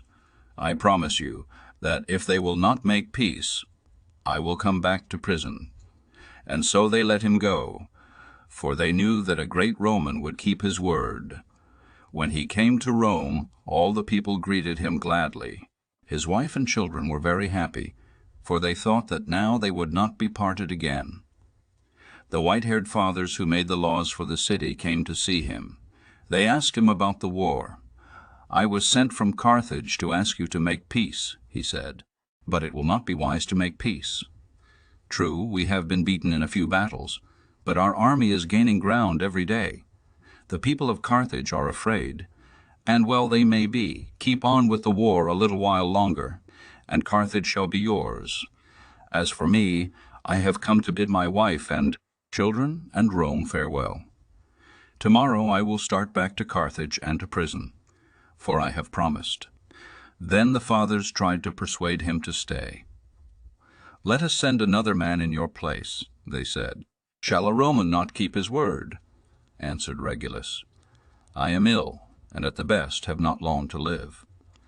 I will go back as I promised." His wife and little children wept, and his sons begged him not to leave them again. "I have given my word," said Regulus. "The rest will be taken care of." Then he bade them good-bye and went bravely back to the prison and the cruel death which he expected. This was the kind of courage that made Rome the greatest city in the world. Cornelia's jewels. It was a bright morning in the old city of Rome many 100 years ago. In a vine-covered summer-house in a beautiful garden, 2 boys were standing. They were looking at their mother and her friend, who were walking among the flowers and trees. "Did you ever see so handsome a lady as our mother's friend?" asked the younger boy, holding his tall brother's hand. "She looks like a queen, yet she is not so beautiful as our mother," said the elder boy. "She has a fine dress, it is true, but her face is not noble and kind." "It is our mother who is like a queen." "That is true," said the other. "There is no woman in Rome so much like a queen as our own dear mother." Soon Cornelia, their mother, came down the walk to speak with them. She was simply dressed in a plain white robe. Her arms and feet were bare, as was the custom in those days, and no rings nor chains glittered about her hands and neck. For her only crown, long braids of soft brown hair were coiled about her head, and a tender smile lit up her noble face as she looked into her son's proud eyes. "Boys," she said, "I have something to tell you." They bowed before her, as Roman lads were taught to do, and said, "What is it, mother?" "You are to dine with us today, here in the garden, and then our friend is going to show us that wonderful casket of jewels of which you have heard so much." The brothers looked shyly at their mother's friend. Was it possible that she had still other rings besides those on her fingers? Could she have other gems besides those which sparkled in the chains about her neck? When the simple outdoor meal was over, a servant brought the casket from the house. The lady opened it. Ah, how those jewels dazzled the eyes of the wondering boys. There were ropes of pearls, white as milk and smooth as satin, heaps of shining rubies, red as the glowing coals, sapphires as blue as the sky that summer day, and diamonds that flashed and sparkled like the sunlight. The brothers looked long at the gems. "Ah," whispered the younger, "if our mother could only have such beautiful things." At last, however, the casket was closed and carried careful. "Lie away. Is it true, Cornelia?" "Ah, that you have no jewels?" asked her friend. "Is it true, as I have heard it whispered, that you are poor?" "No, I am not poor," answered Cornelia, and as she spoke she drew her 2 boys to her side. "For here are my jewels. They are worth more than all your gems. I am sure that the boys never forgot their mother's pride and love and care, and in after years, when they had become great men in Rome, they often thought of this scene in the garden, and the world still likes to hear the story of Cornelia's jewels, Androclus and the lion. In Rome there was once a poor slave whose name was Androclus. His master was a cruel man, and so unkind to him that at last Androclus ran away. He hid himself in a wild wood for many days, but there was no food to be found, and he grew so weak and sick that he thought he should die. So one day he crept into a cave and lay down, and soon he was fast asleep. After a while a great noise woke him up. A lion had come into the cave and was roaring loudly. Androclus was very much afraid, for he felt sure that the beast would kill him. Soon, however, he saw that the lion was not angry, but that he limped as though his foot hurt him.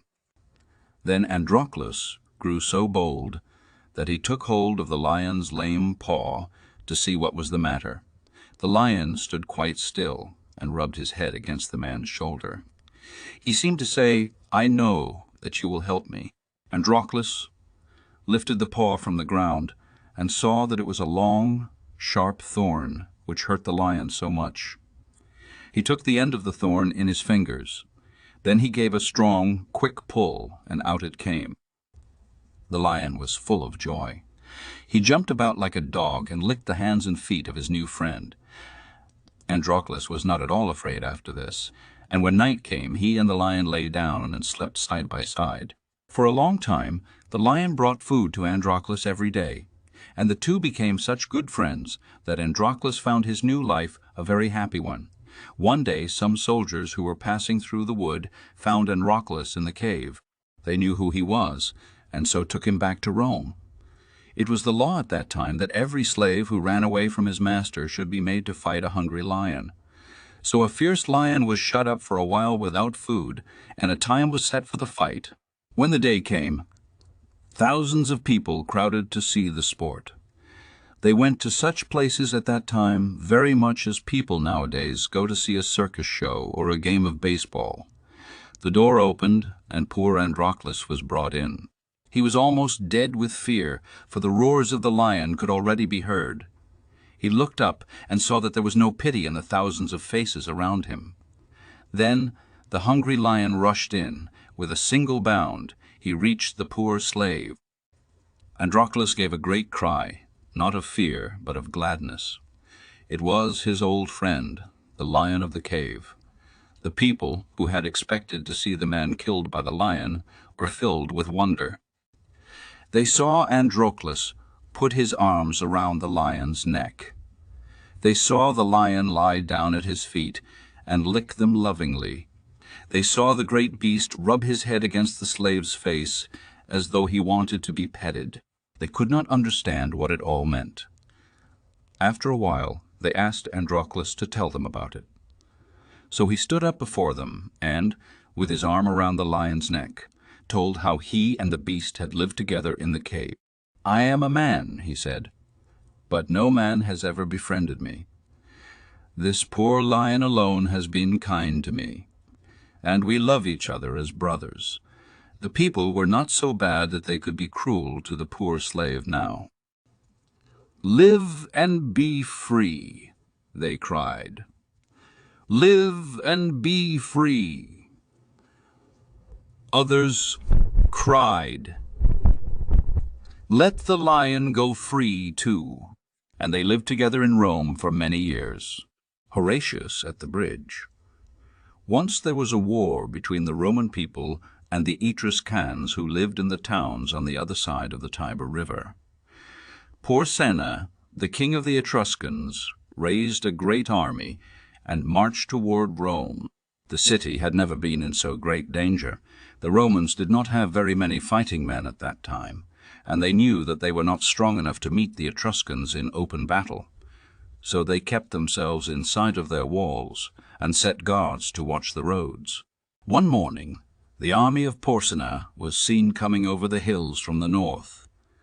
There were thousands of horsemen and footmen, and they were marching straight toward the wooden bridge which spanned the river at Rome. "What shall we do?" said the white-haired fathers who made the laws for the Roman people. "If they once gain the bridge, we cannot hinder them from crossing.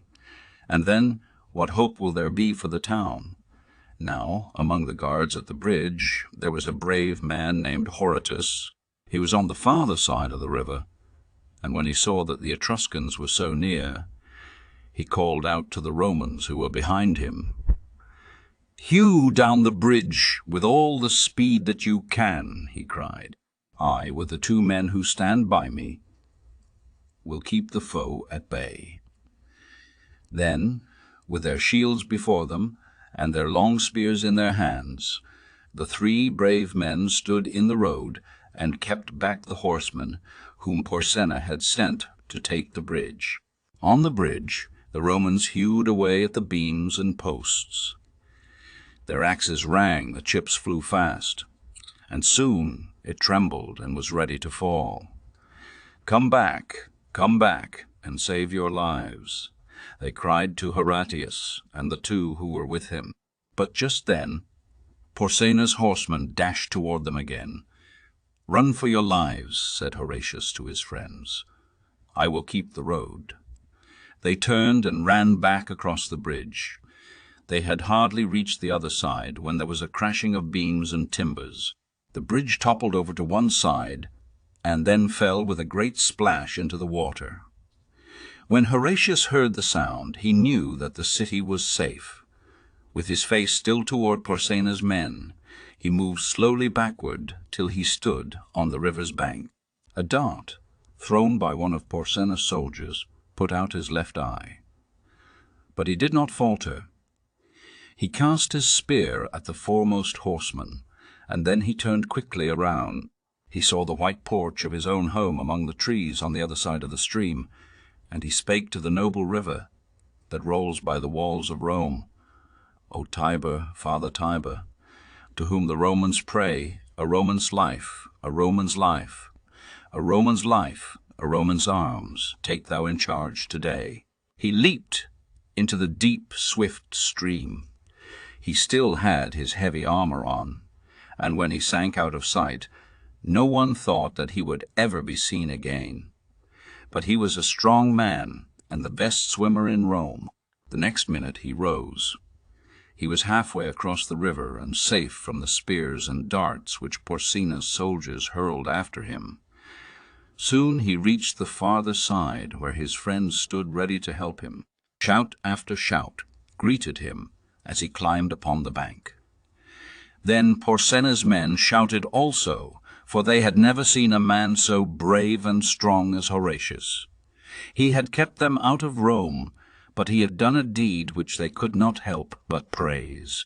As for the Romans, they were very grateful to Horatius for having saved their city.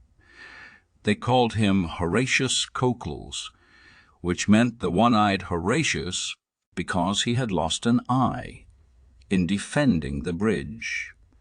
They caused a fine statue of brass to be made in his honor, and they gave him as much land as he could plow around in a day. And for hundreds of years afterwards, with weeping and with laughter, still was the story told, how well Horatius kept the bridge in the brave days of old. Julius Caesar. Nearly 2,000 years ago there lived in Rome a man whose name was Julius Caesar. He was the greatest of all the Romans. Why was he so great? He was a brave warrior and had conquered many countries for Rome. He was wise in planning and in doing. He knew how to make men both love and fear him. At last he made himself the ruler of Rome. Some said that he wished to become its king, but the Romans at that time did not believe in kings. Once, when Caesar was passing through a little country village, all the men, women, and children of the place came out to see him. There were not more than 50 of them, all together, and they were led by their mayor, who told each one what to do. These simple people stood by the roadside and watched Caesar pass. The mayor looked very proud and happy, for was he not the ruler of this village? He felt that he was almost as great a man as Caesar himself. Some of the fine officers who were with Caesar laughed. They said, "See how that fellow struts at the head of his little flock." "Laugh as you will," said Caesar. "He has reason to be proud. I would rather be the headman of a village than the second man in Rome." At another time, Caesar was crossing a narrow sea in a boat. Before he was halfway to the farther shore, a storm overtook him. The wind blew hard, the waves dashed high, the lightning flashed. The thunder rolled. It seemed every minute as though the boat would sink. The captain was in great fright. He had crossed the sea many times, but never in such a storm as this. He trembled with fear. He could not guide the boat. He fell down upon his knees. He moaned, "All is lost, all is lost." But Caesar was not afraid. He bade the man get up and take his oars again. "Why should you be afraid?" he said. "The boat will not be lost, for you have Caesar on board." The Sword of Damocles. There was once a king whose name was Dionysius. He was so unjust and cruel that he won for himself the name of tyrant. He knew that almost everybody hated him, and so he was always in dread lest someone should take his life. But he was very rich, and he lived in a fine palace where there were many beautiful and costly things, and he was waited upon by a host of servants who were always ready to do his bidding. One day a friend of his, whose name was Damocles, said to him, "How happy you must be! You have here everything that any man could wish. Perhaps you would like to change places with me," said the tyrant. "No, not that, O king," said Damocles. "But I think that if I could only have your riches and your pleasures for one day, I should not want any greater happiness." "Very well," said the tyrant, "you shall have them." And so the next day Damocles was led into the palace, and all the servants were bidden to treat him as their master. He sat down at a table in the banquet hall, and rich foods were placed before him. Nothing was wanting that could give him pleasure. There were costly wines, and beautiful flowers, and rare perfumes, and delightful music. He rested himself among soft cushions, and felt that he was the happiest man in all the world. Then he chanced to raise his eyes toward the ceiling. What was it that was dangling above him, with its point almost touching his head? It was a sharp sword, and it was hung by only a single horsehair. What if the hair should break? There was danger every moment that it would do so. The smile faded from the lips of Damocles. His face became ashy pale. His hands trembled. He wanted no more food. He could drink no more wine. He took no more wine. He took no more delight in the music. He longed to be out of the palace, and away, he cared not where. "What is the matter?" said the tyrant. That sword, cried Damocles. He was so badly frightened that he dared not move. "Yes," said Dionysus. I know there is a sword above your head, and that it may fall at any moment. But why should that trouble you? I have a sword over my head all the time. I am every moment in dread lest something may cause me to lose my life." "Let me go," said Damocles.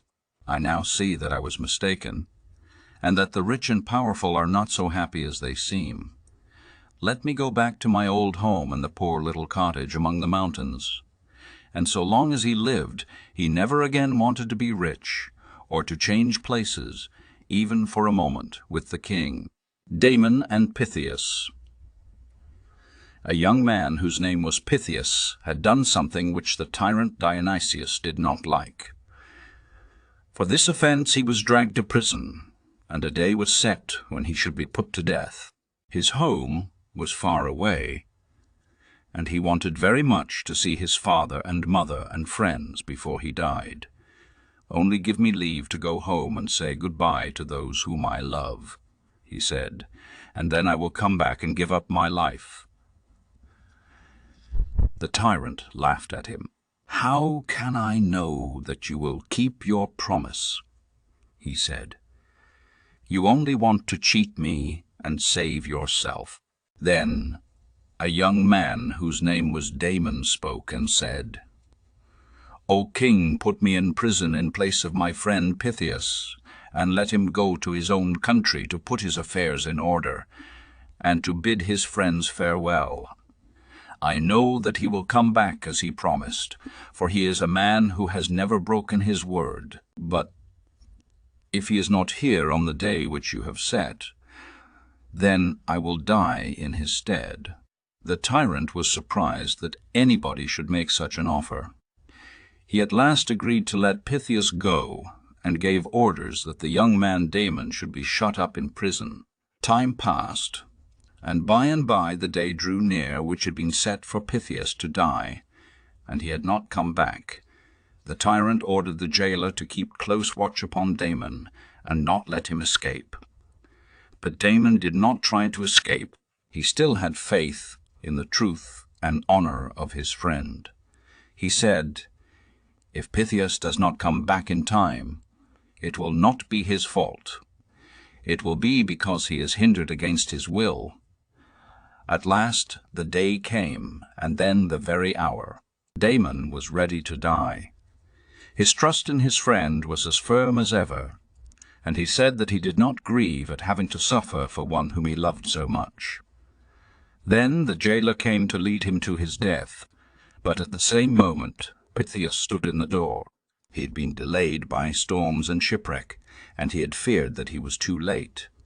He greeted Damon kindly, and then gave himself into the hands of the jailer. He was happy because he thought that he had come in time, even though it was at the last moment. The tyrant was not so bad, but that he could see good in others. He felt that men who loved and trusted each other, as did Damon and Pythias, ought not to suffer unjustly, and so he set them both free. "I would give all my wealth to have one such friend," he said. A laconic answer. Many miles beyond Rome there was a famous country which we call Greece. The people of Greece were not united like the Romans, but instead there were several states, each of which had its own rulers. Some of the people in the southern part of the country were called Spartans, and they were noted for their simple habits and their bravery. The name of their land was Laconie, and so they were sometimes called Lacons. One of the strange rules which the Spartans had was that they should speak briefly and never use more words than were needed. And so a short answer is often spoken of as being such an answer as a Lacan would be likely to give. There was, in the northern part of Greece, a land called Macedon, and this land was at one time ruled over by a warlike king named Philip. Philip of Macedon wanted to become the master of all Greece. So he raised a great army and made war upon the other states, until nearly all of them were forced to call him their king. Then he sent a letter to the Spartans in Laconie, and said, "If I go down into your country, I will level your great city to the ground." In a few days an answer was brought back to him.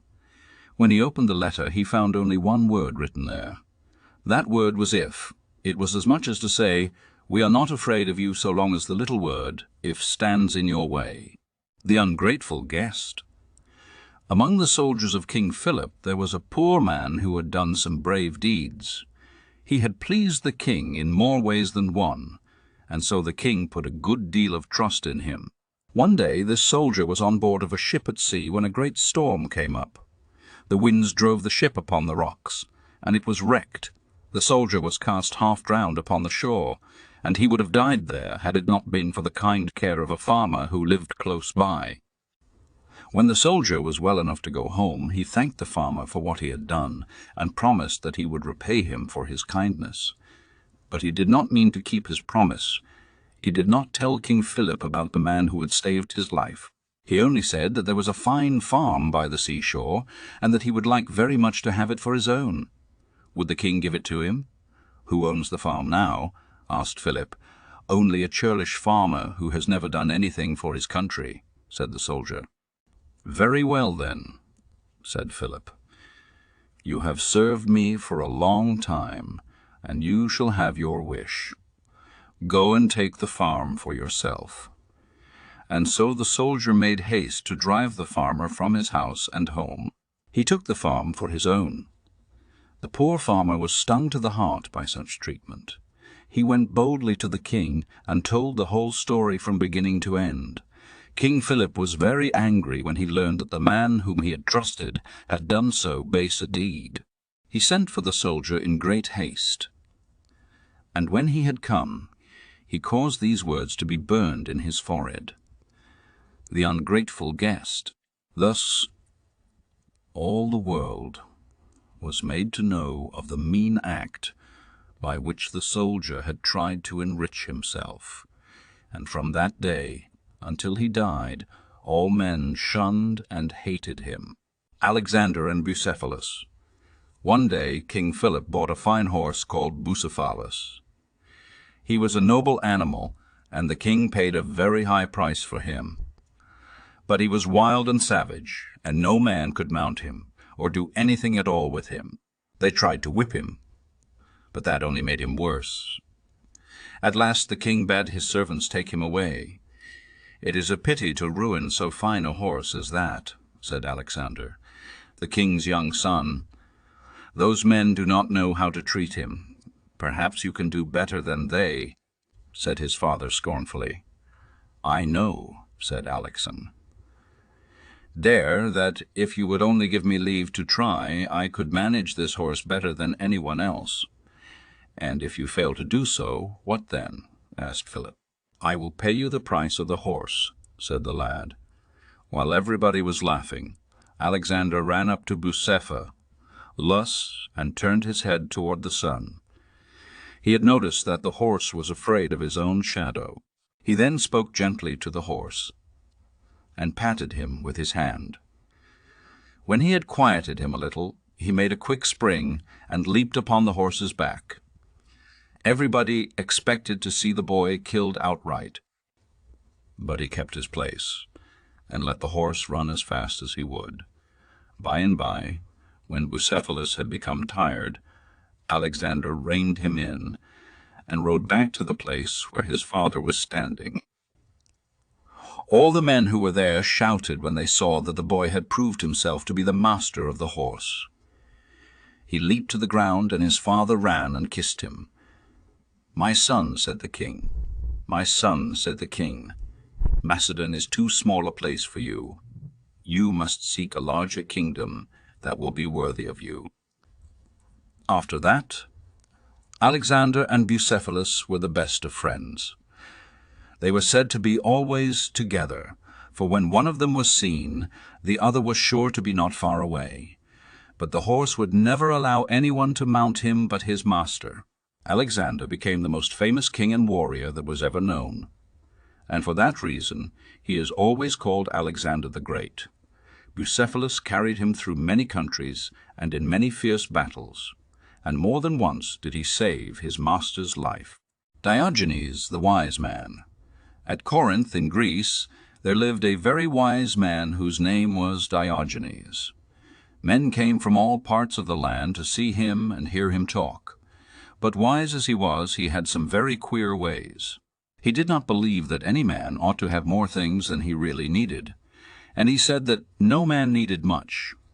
And so he did not live in a house, but slept in a tub or barrel, which he rolled about from place to place. He spent his days sitting in the sun and saying wise things to those who were around him. At noon one day, Diogenes was seen walking through the streets with a lighted lantern and looking all around as if in search of something. "Why do you carry a lantern when the sun is shining?" someone said. "I am looking for an honest man," answered Diogenes. When Alexander the Great went to Corinth, all the foremost men in the city came out to see him and to praise him. But Diogenes did not come, and he was the only man for whose opinions Alexander cared.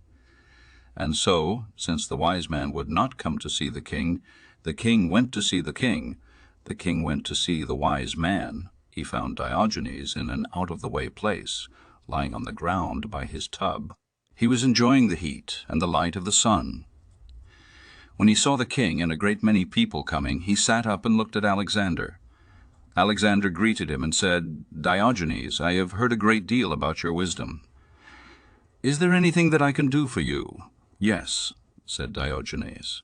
"You can stand a little on one side so as not to keep the sunshine from me."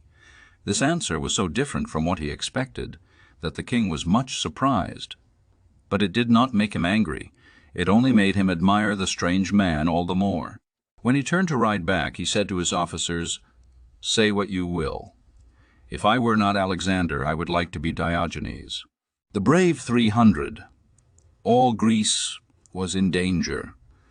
A mighty army, led by the great king of Persia, had come from the east. It was marching along the seashore, and in a few days would be in Greece. The great king had sent messengers into every city and state, bidding them give him water and earth in token that the land and the sea were his. But they said, "No, we will be free." And so there was a great stir throughout all the land. The men armed themselves and made haste to go out and drive back their foe. And the women stayed at home, weeping and waiting and trembling with fear. There was only one way by which the Persian army could go into Greece on that side, and that was by a narrow pass between the mountains and the sea. This pass was guarded by Leonidas, the king of the Spartans, with 300 Spartan soldiers. Soon the Persian soldiers were seen coming. There were so many of them that no man could count them. How could a handful of men hope to stand against so great a host? And yet Leonidas and his Spartans held their ground. They had made up their minds to die at their post. Someone brought them word that there were so many Persians that their arrows darkened the sun. "So much the better," said the Spartans. "We shall fight in the shade." Bravely they stood in the narrow pass. Bravely they faced their foes. To Spartans there was no such thing as fear. The Persians came forward only to meet death at the points of their spears. But one by one the Spartans fell. At last their spears were broken, yet still they stood side by side, fighting to the last. Some fought with swords, some with daggers, and some with only their fists and teeth. All day long the army of the Persians was kept at bay. But when the sun went down, there was not one Spartan left alive. Where they had stood, there was only a heap of the slain, all bristled over with spears and arrows. 20,000 Persian soldiers had fallen before that handful of men, and Greece was saved. Thousands of years have passed since then, but men still like to tell the story of Leonidas and the brave 300 who died for their country's sake. Socrates and his house. There once lived in Greece a very wise man whose name was Socrates. Young men from all parts of the land went to him to learn wisdom from him, and he said so many pleasant things, and said them in so delightful a way that no one ever grew tired of listening to him. One summer he built himself a house, but it was so small that his neighbors wondered how he could be content with it. "What is the reason," said they, "that you, who are so great a man, should build such a little box as this for your dwelling house?" "Indeed, there may be little reason," said he, "but small as the place is, I shall think myself happy if I can fill even it with true friends." The King and his Hawk. Genghis Khan was a great king and warrior. He led his army into China and Persia, and he conquered many lands. In every country, men told about his daring deeds, and they said that since Alexander the Great there had been no king like him. One morning, when he was home from the wars, he rode out into the woods to have a day's sport. Many of his friends were with him. They rode out gaily, carrying their bows and arrows. Behind them came the servants with the hounds. It was a merry hunting party. The woods rang with their shouts and laughter. They expected to carry much game home in the evening. On the king's wrist sat his favourite hawk, for in those days hawks were trained to hunt. At a word from their masters they would fly high up into the air and look around for prey. If they chanced to see a deer or a rabbit, they would swoop down upon it swift as any arrow. All day long Genghis Khan and his huntsmen rode through the woods, but they did not find as much game as they expected. Toward evening they started for home. The king had often ridden through the woods, and he knew all the paths, so while the rest of the party took the nearest way, he went by a longer road through a valley between two mountains. The day had been warm, and the king was very thirsty. His pet hawk had left his wrist and flown away. It would be sure to find its way home. The king rode slowly along. He had once seen a spring of clear water near this pathway. If he could only find it now! But the hot days of summer had dried up all the mountain brooks.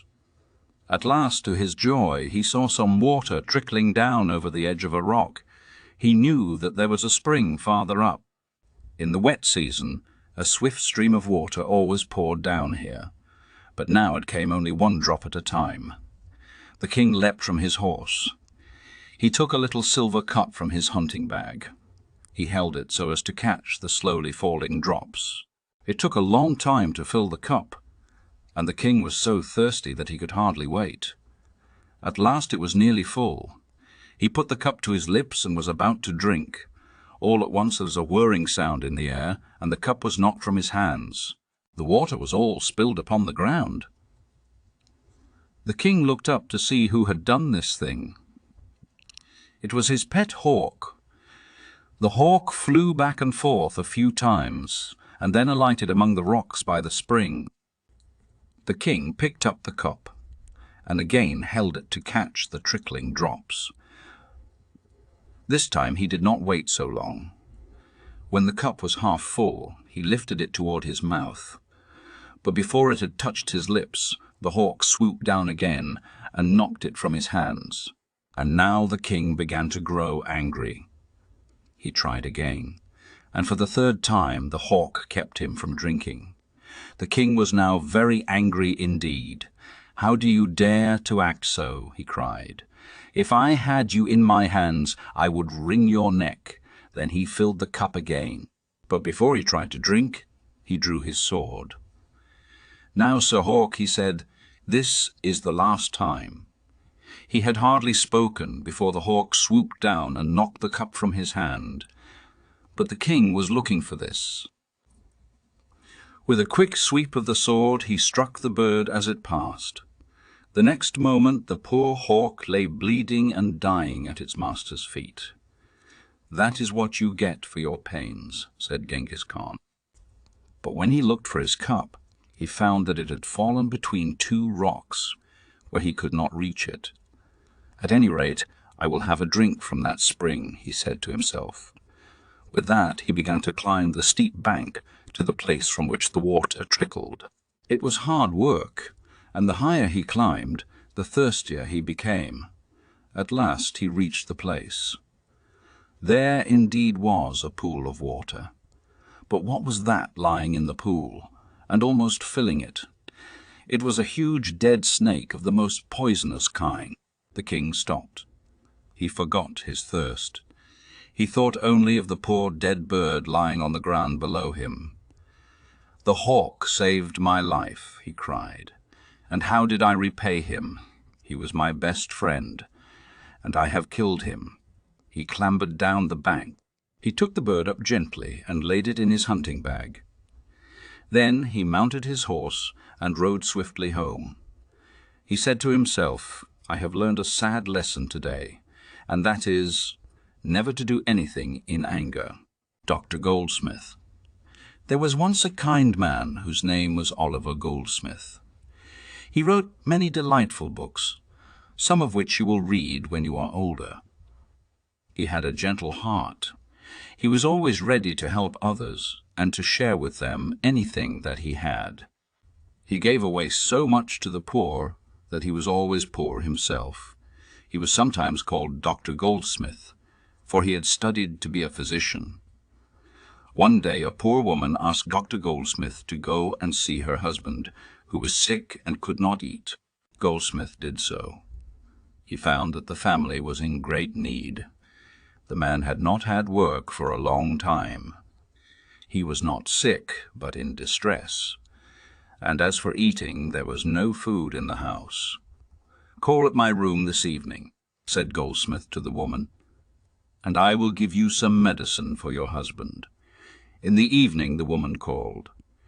Goldsmith gave her a little paper box that was very heavy. "Here is the medicine," he said. "Use it, faith. Fool, lie, and I think it will do your husband a great deal of good. But don't open the box until you reach home." "What are the directions for taking it?" asked the woman.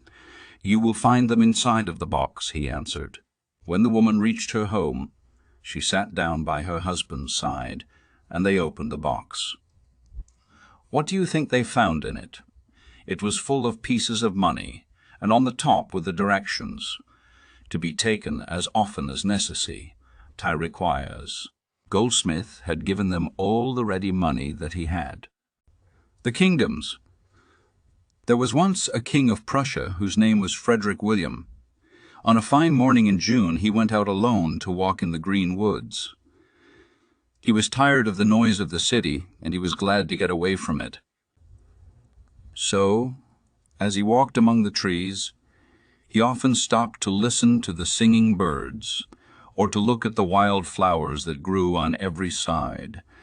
Now and then he stooped to pluck a violet, or a primrose, or a yellow buttercup. Soon his hands were full of pretty blossoms. After a while he came to a little meadow in the midst of the wood. Some children were playing there. They were running here and there, and gathering the cowslips that were blooming among the grass. It made the king glad to see the happy children, and hear their merry voices. He stood still for some time, and watched them as they played. Then he called them around him, and all sat down together in the pleasant shade. The children did not know who the strange gentleman was, but they liked his kind face and gentle manners.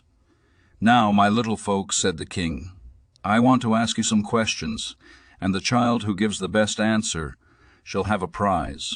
Then he held up an orange so that all the children could see. "You know that we all live in the kingdom of Prussia," he said, "but tell me, to what kingdom does this orange belong?" The children were puzzled. They looked at one another and sat very still for a little while. Then a brave, bright boy spoke up and said, "It belongs to the Vegeta, Bull Kingdom, sir." "Why so, my lad?" asked the king. "It is the fruit of a plant, and all plants belong to that kingdom," said the boy. The king was pleased. "You are quite right," he said, "and you shall have the orange for your prize." He tossed it gaily to the boy. "Catch it if you can," he said. Then he took a yellow gold piece from his pocket and held it up so that it glittered in the sunlight. "Now, to what kingdom does this belong?" he asked. Another bright boy answered quickly to the miner. "All kingdoms, sir. All metals belong to that kingdom." "That is a good answer," said the king. "The gold piece is your prize." The children were delighted. With eager faces they waited to hear what the stranger would say next. "I will ask you only one more question," said the king, "and it is an easy one." Then he stood up and said, "Tell me, my little folks, to what kingdom do I belong?" The bright boys were puzzled now. Some thought of saying, "To the kingdom of Prussia." Some wanted to say, "To the animal kingdom." But they were a little afraid, and all kept still. At last a tiny blue-eyed child looked up into the king's smiling face, and said in her simple way, "I think to the kingdom of heaven." King Frederick William stooped down and lifted the little maiden in his arms. Tears were in his eyes as he kissed her and said, "So be it, my child, so be it." The Barmecide Feast. There was once a rich old man who was called the Barmecide. He lived in a beautiful palace in the midst of flowery gardens. He had everything that heart could wish. In the same land there was a poor man whose name was Schaccabab. His clothing was rags, and his food was the scraps which other people had thrown away. But he had a light heart and was as happy as a king. Once, when Schacabac had not had anything to eat for a long time, he thought that he would go and ask the Barmecide to help him.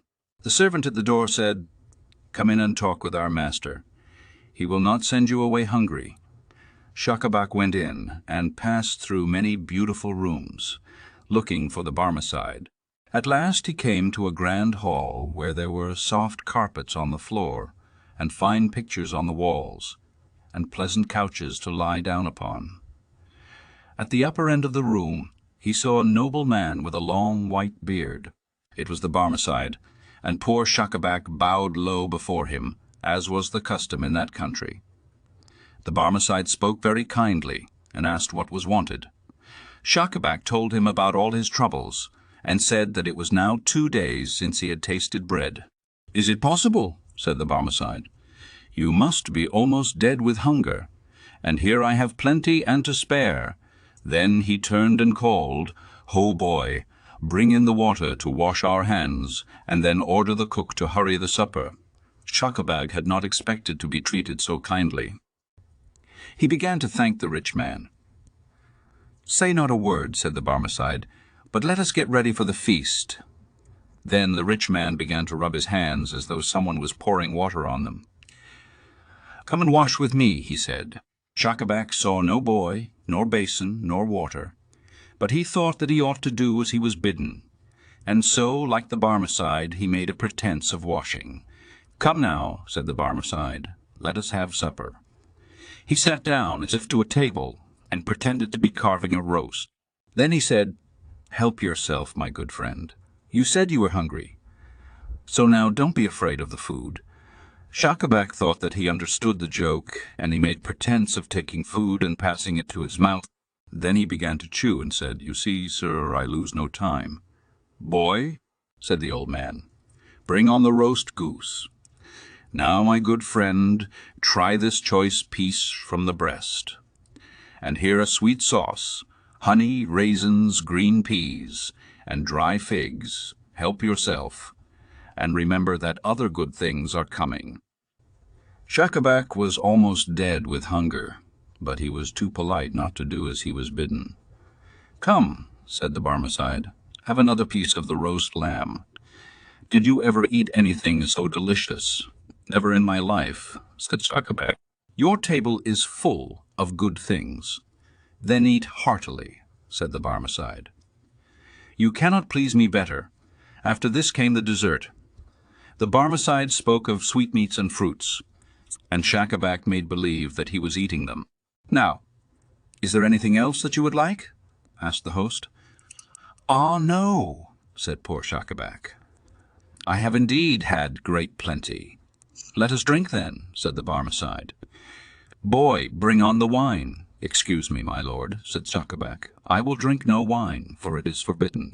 The Barmecide seized him by the hand. "I have long wished to find a man like you," he said. "But come, now we will sup in earnest." He clapped his hands. Servants came, and he ordered supper. Soon they sat down to a table loaded with the very dishes of which they had pretended to eat.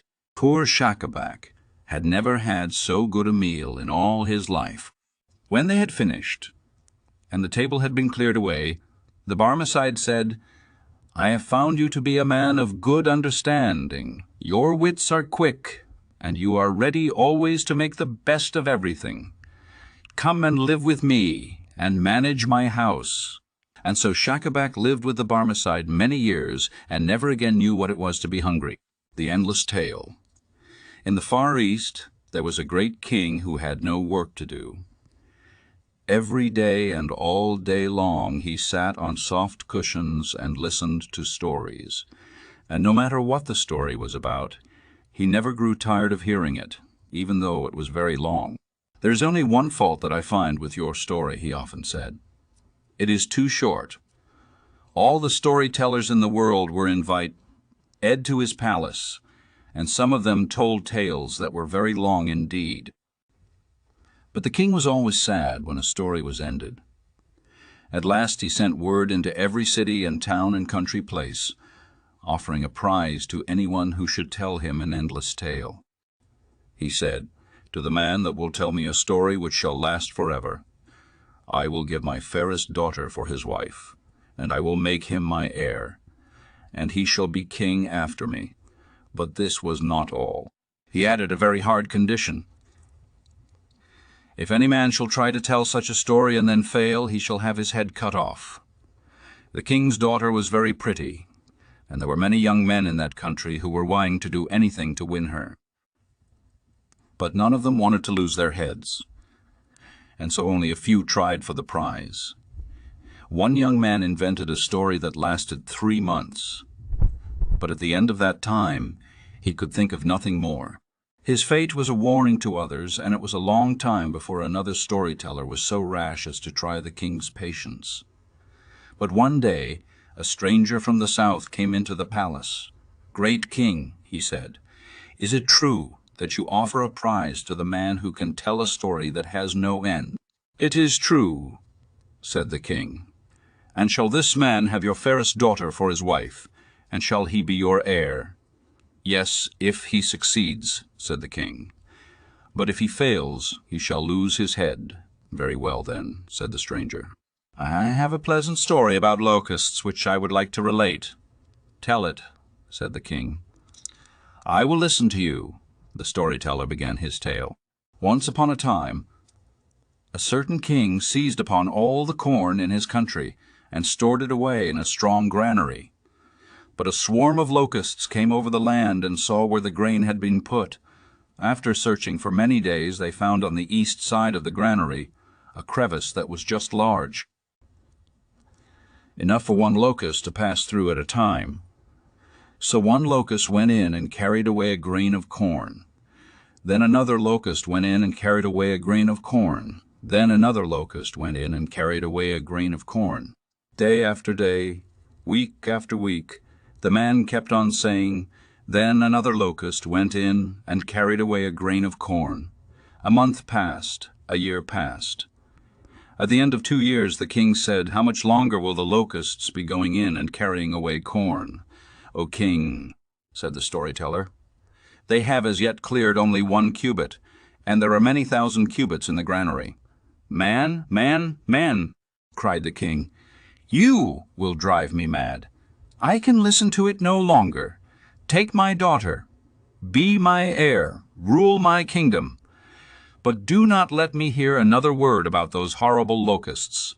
And so the strange storyteller married the king's daughter, and he lived happily in the land for many years. But his father-in-law, the king, did not care to listen to any more stories. The Blind Men and the Elephant. There were once 6 blind men who stood by the roadside every day and begged from the people who passed. They had often heard of elephants, but they had never seen one. For being blind, how could they? It so happened one morning that an elephant was driven down the road where they stood. When they were told that the great beast was before them, they asked the driver to let him stop so that they might see him. Of course, they could not see him with their eyes, but they thought that by touching him, they could learn just what kind of animal he was. The first one happened to put his hand on the elephant's side. "Well, well," he said, "now I know all about this beast. He is exactly like a wall." The second felt only of the elephant's tusk. "My brother," he said, "you are mistaken. He is not at all like a wall. He is round and smooth and sharp. He is more like a spear than anything else." The third happened to take hold of the elephant's trunk. "Both of you are wrong," he said. "Anybody who knows anything can see that this elephant is like a snake." The fourth reached out his arms and grasped one of the elephant's legs. "Oh, how blind you are," he said. "It is very plain to me that he is round and tall like a tree." The fifth was a very tall man, and he chanced to take hold of the elephant's ear. "The blindest man ought to know that this beast is not like any of the things that you name," he said. "He is exactly like a huge fan." The sixth was very blind indeed, and it was some time before he could find the elephant at all. At last he seized the animal's tail. "O foolish fellows," he cried, "you surely have lost your senses. This elephant is not like a wall, or a spear, or a snake, or a tree. Neither is he like a fan. But any man with a particle of sense can see that he is exactly like a rope." Then the elephant moved on, and the 6 blind men sat by the roadside all day and quarreled about him. Each believed that he knew just how the animal looked, and each called the others hard names because they did not agree with him. People who have eyes sometimes act as foolishly. Maximilian and the Goose Boy. One summer day, King Maximilian of Bavaria was walking in the country.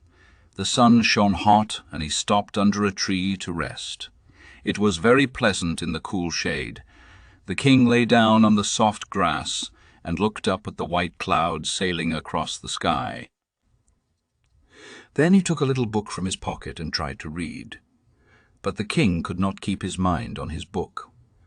Soon his eyes closed, and he was fast asleep. It was past noon when he awoke. He got up from his grassy bed and looked around. Then he took his cane in his hand and started for home. When he had walked a mile or more, he happened to think of his book. He felt for it in his pocket. It was not there. He had left it under the tree. The king was already quite tired, and he did not like to walk back so far. But he did not wish to lose the book. What should he do if there was only someone to send for it? While he was thinking, he happened to see a little bare-footed boy in the open field near the road. He was tending a large flock of geese that were picking the short grass and wading in a shallow brook. The king went toward the boy. He held a gold piece in his hand. "My boy," he said, "how would you like to have this piece of money?"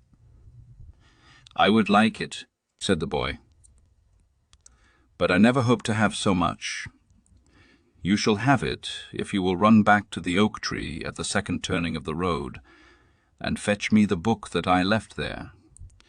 The king thought that the boy would be pleased, but not so. He turned away and said, "I am not so silly as you think." "What do you mean?" said the king. "Who says that you are silly?"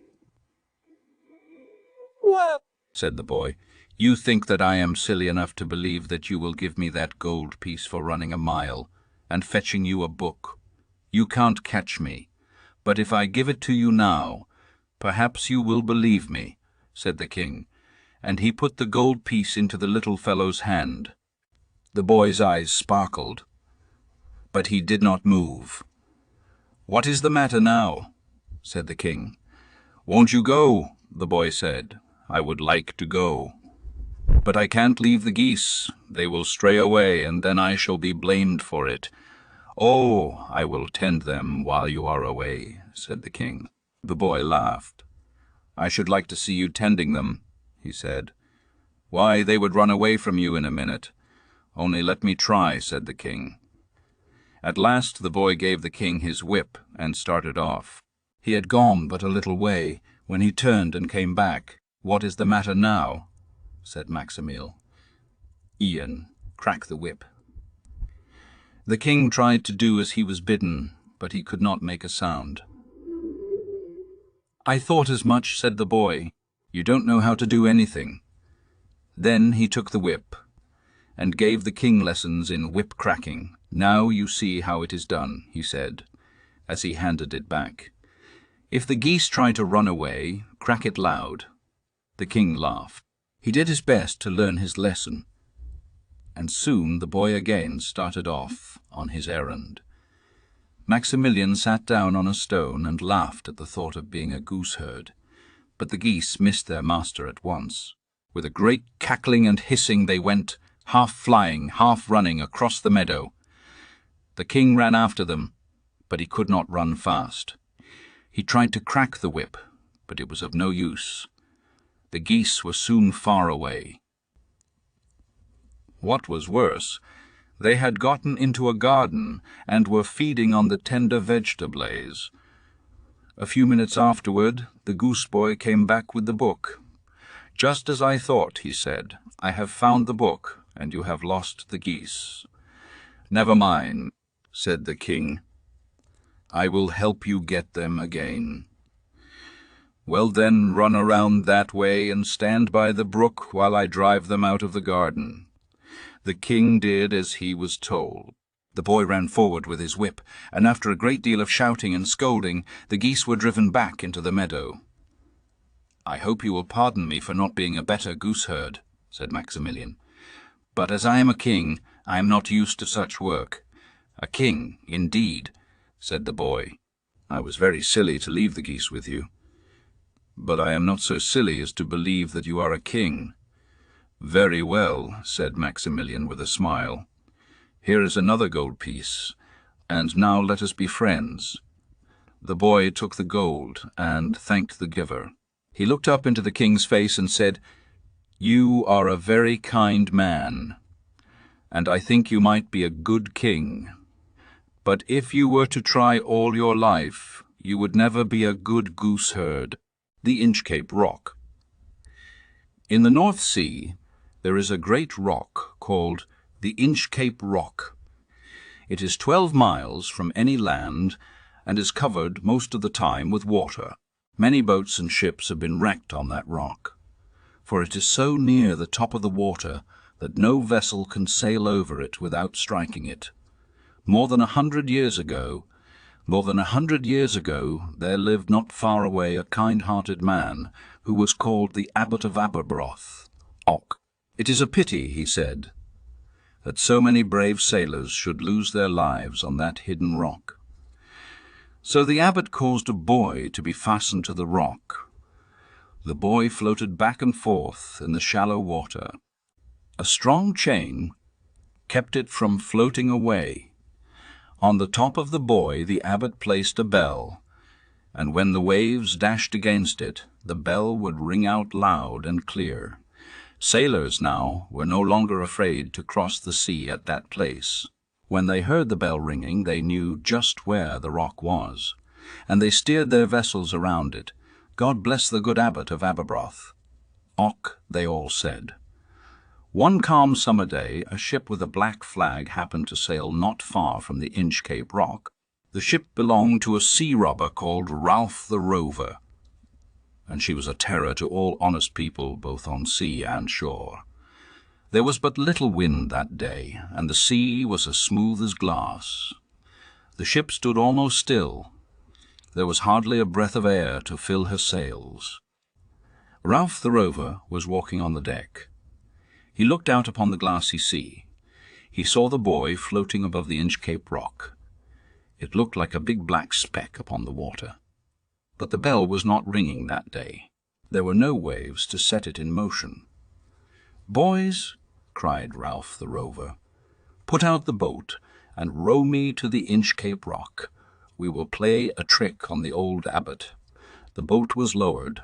Strong arms soon rowed it to the Inchcape Rock. Then the robber, with a heavy axe, broke the chain that held the buoy.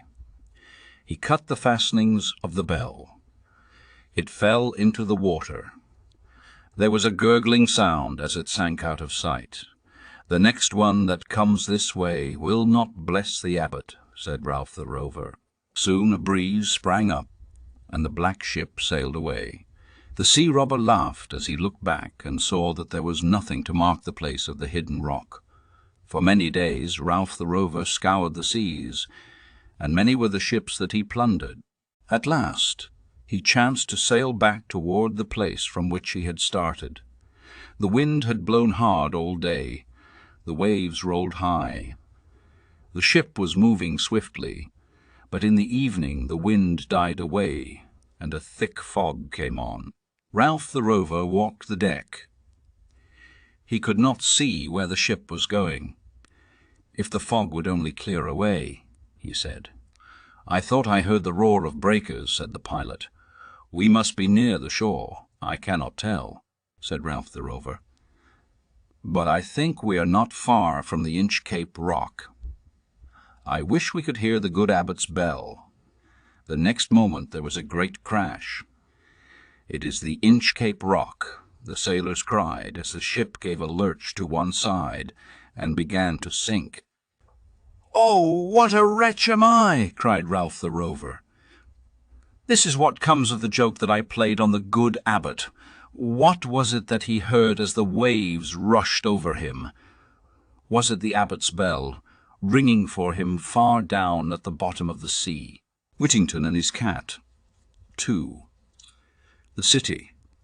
There was once a little boy whose name was Richard Whittington, but everybody called him Dick. His father and mother had died when he was only a babe, and the people who had the care of him were very poor. Dick was not old enough to work, and so he had a hard time of it indeed. Sometimes he had no breakfast, and sometimes he had no dinner, and he was glad at any time to get a crust of bread or a drop of milk. Now, in the town where Dick lived, the people liked to talk about London.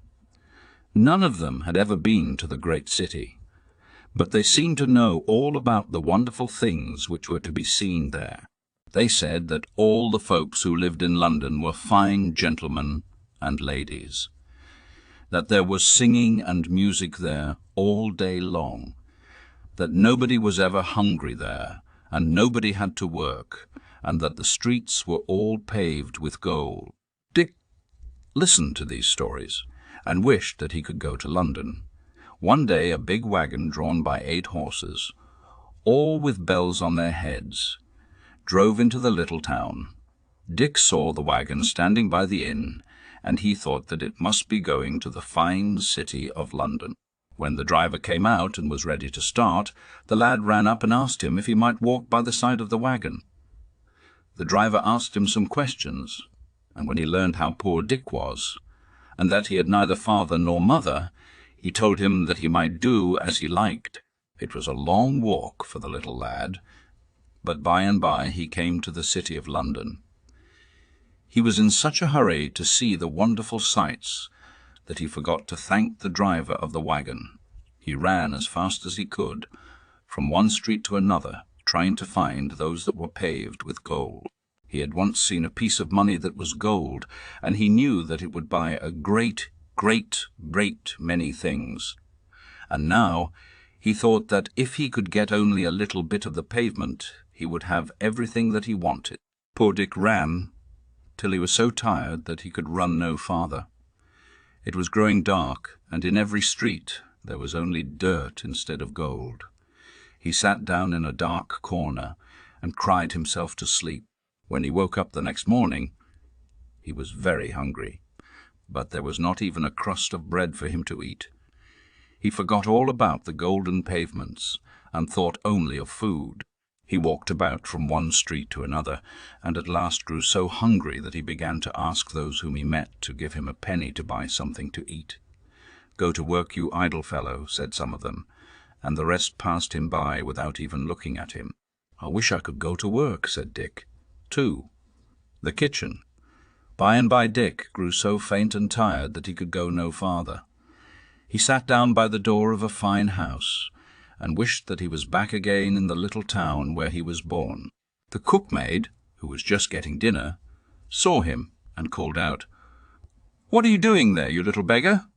If you don't get away quick, I'll throw a panful of hot dishwater over you.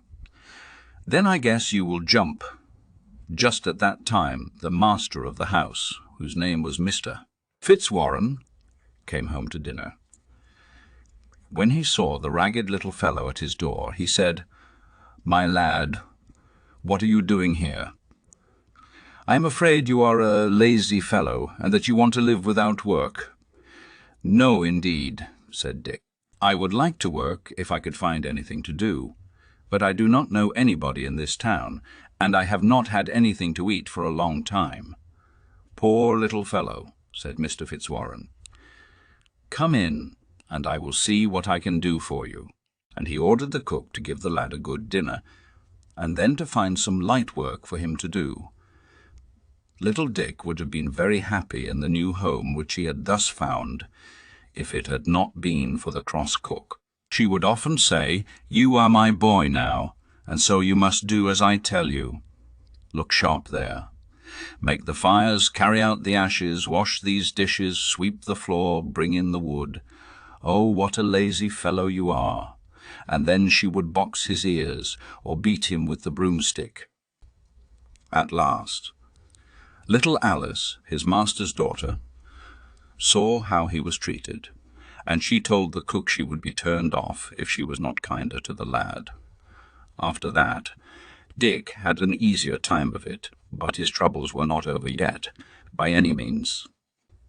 His bed was in a garret at the top of the house, far away from the rooms where the other people slept. There were many holes in the floor and walls, and every night a great number of rats and mice came in. They tormented Dick so much that he did not know what to do. One day a gentleman gave him a penny for cleaning his shoes, and he made up his mind that he would buy a cat with it. The very next morning he met a girl who was carrying a cat in her arms. "I will give you a penny for that cat," he said. "All right," the girl said. "You may have her, and you will find that she is a good mouser too." Dick hid his cat in the garret, and every day he carried a part of his dinner to her. It was not long before she had driven all the rats and mice away, and then Dick could sleep soundly every night. 3. The Venture. Some time after that, a ship that belonged to Mr. Fitzwarren was about to start on a voyage across the sea. It was loaded with goods which were to be sold in lands far away. Mr. Fitzwarren wanted to give his servants a chance for good fortune too, and so he called all of them into the parlour and asked if they had anything they would like to send out in the ship for trade. Everyone had something to send.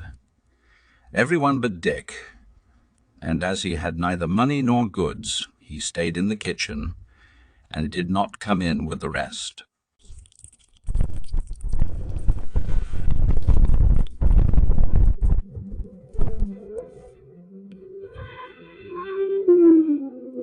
Fitzwarren. He must risk something of his own. And then he called very loud, "Here, Dick, what are you going to send out on the ship?" Dick heard him and came into the room. "I have nothing in the world," he said, "but a cat which I bought some time ago for a penny." "Fetch your cat, then, my lad," said Mr. Fitzwarren, "and let her go out. Who knows but that she will bring you some profit?" Dick, with tears in his eyes, carried poor Puss down to the ship and gave her to the captain. Everybody laughed at his queer venture, but little Alice felt sorry for him and gave him money to buy another cat. After that, the cook was worse than before. She made fun of him for sending his cat to sea. "Do you think," she would say, "that Puss will sell for enough money to buy a stick to beat you?" At last Dick could not stand her abuse any longer, and he made up his mind to go back to his old home in the little country town. So, very early in the morning on All Hallows Day, he started. He walked as far as the place called Holloway, and there he sat down on a stone, which to this day is called Whittington's Stone. As he sat there, very sad, and wondering which way he should go, he heard the bells on Bow Church, far away, ringing out a merry chime. He listened. They seemed to say to him, "Turn again, Whittington, thrice Lord Mayor of London." "Well, well," he said to himself, "I would put up with almost anything to be Lord Mayor of London when I am a man, and to ride in a fine coach. I think I will go back and let the old cook cuff and scold as much as she pleases." Dick did go back, and he was lucky enough to get into the kitchen and set about his work before the cook came downstairs to get breakfast. 4. The cat. Mr. Fitzwarren's ship made a long voyage, and at last reached a strange land on the other side of the sea. The people had never seen any white men before, and they came in great crowds to buy the fine things with which the ship was loaded. The captain wanted very much to trade with the king of the country, and it was not long before the king sent word for him to come to the palace and see him. The captain did so. He was shown into a beautiful room and given a seat on a rich carpet all flowered with silver and gold. The king and queen were seated not far away, and soon a number of dishes were brought in for dinner. They had hardly begun to eat when an army of rats and mice rushed in and devoured all the meat before anyone could hinder them. The captain wondered at this and asked if it was not very unpleasant to have so many rats and mice about. "Oh, yes," was the answer. "It is indeed unpleasant, and the king would give half his treasure if he could get rid of them." The captain jumped for joy. He remembered the cat which little Whittington had sent out, and he told the king that he had a little creature on board his ship which would make short work of the pests. Then it was the king's turn to jump for joy, and he jumped so high that his yellow cap or turban dropped off his head. "Bring the creature to me," he said. "If she will do what you say, I will load your ship with gold." The captain made believe that he would be very sorry to part with the cat, but at last he went down to the ship to get her, while the king and queen made haste to have another dinner made ready. The captain, with Puss under his arm, reached the palace just in time to see the table crowded with rats. The cat leapt out upon them, and oh, what havoc she did make among the troublesome creatures! Most of them were soon stretched dead upon the floor, while the rest scampered away to their holes and did not dare to come out again. The king had never been so glad in his life, and the queen asked that the creature which had done such wonders should be brought to her. The captain called, "Pussy, pussy, pussy!" and the cat came up and rubbed against his legs. He picked her up and offered her to the queen, but at first the queen was afraid to touch her. However, the captain stroked the cat and called, "Pussy, pussy, pussy, pussy, pussy, pussy, pussy, pussy, pussy." And then the queen ventured to touch her. She could only say, "Putty, putty, putty," for she had not learned to talk English. The captain then put the cat down on the queen's lap, where she purred and purred until she went to sleep. The king would not have missed getting the cat now for the world. He at once made a bargain with the captain for all the goods on board the ship, and then he gave him 10 times as much for the cat as all the rest came to. The captain was very glad. He bade the king and queen goodbye, and the very next day set sail for England. The fortune. One morning Mr. Fitzwarren was sitting at his desk in his office. He heard someone tap softly at his door, and he said, "Who's there?" "A friend," was the answer. "I have come to bring you news of your ship Unicorn." Mr. Fitzwarren jumped up quickly and opened the door. Whom should he see waiting there but the captain, with a bill of lading in one hand and a box of jewels in the other. He was so full of joy that he lifted up his eyes and thanked heaven for sending him such good fortune. The captain soon told the story of the cat, and then he showed the rich present which the king and queen had sent to poor Dick in payment for her. As soon as the good gentleman heard this, he called out to his servants, "Go send him in, and tell him of his fame. Pray call him Mr. Whittington by name." Some of the men who stood by said that so great a present ought not to be given to a mere boy, but Mr. Fitzwarren frowned upon them. "It is his own," he said, "and I will not hold back 1 penny from him." Dick was scouring the pots when word was brought to him that he should go to the office. "Oh, I am so dirty," he said, "and my shoes are full of hobnails." But he was told to make haste. Mr. Fitzwarren ordered a chair to be set for him, and then the lad began to think that they were making fun of him. "I beg that you won't play tricks with a poor boy like me," he said. "Please let me go back to my work." "Mr. Whittington," said Mr. Fitzwarren, "this is no joke at all. The captain has sold your cat, and has brought you, in return for her, more riches than I have in the whole world." Then he opened the box of jewels and showed Dick his treasures. The poor boy did not know what to do. He begged his master to take a part of it, but Mr. Fitzwarren said, "No, it is all your own, and I feel sure that you will make good use of it." Dick then offered some of his jewels to his mistress and little Alice. They thanked him and told him that they felt great joy at his good luck, but wished him to keep his riches for himself. But he was too kind-hearted to keep everything for himself. He gave nice presents to the captain and the sailors, and to the servants in Mr. Fitzwarren's house. He even remembered the cross old cook.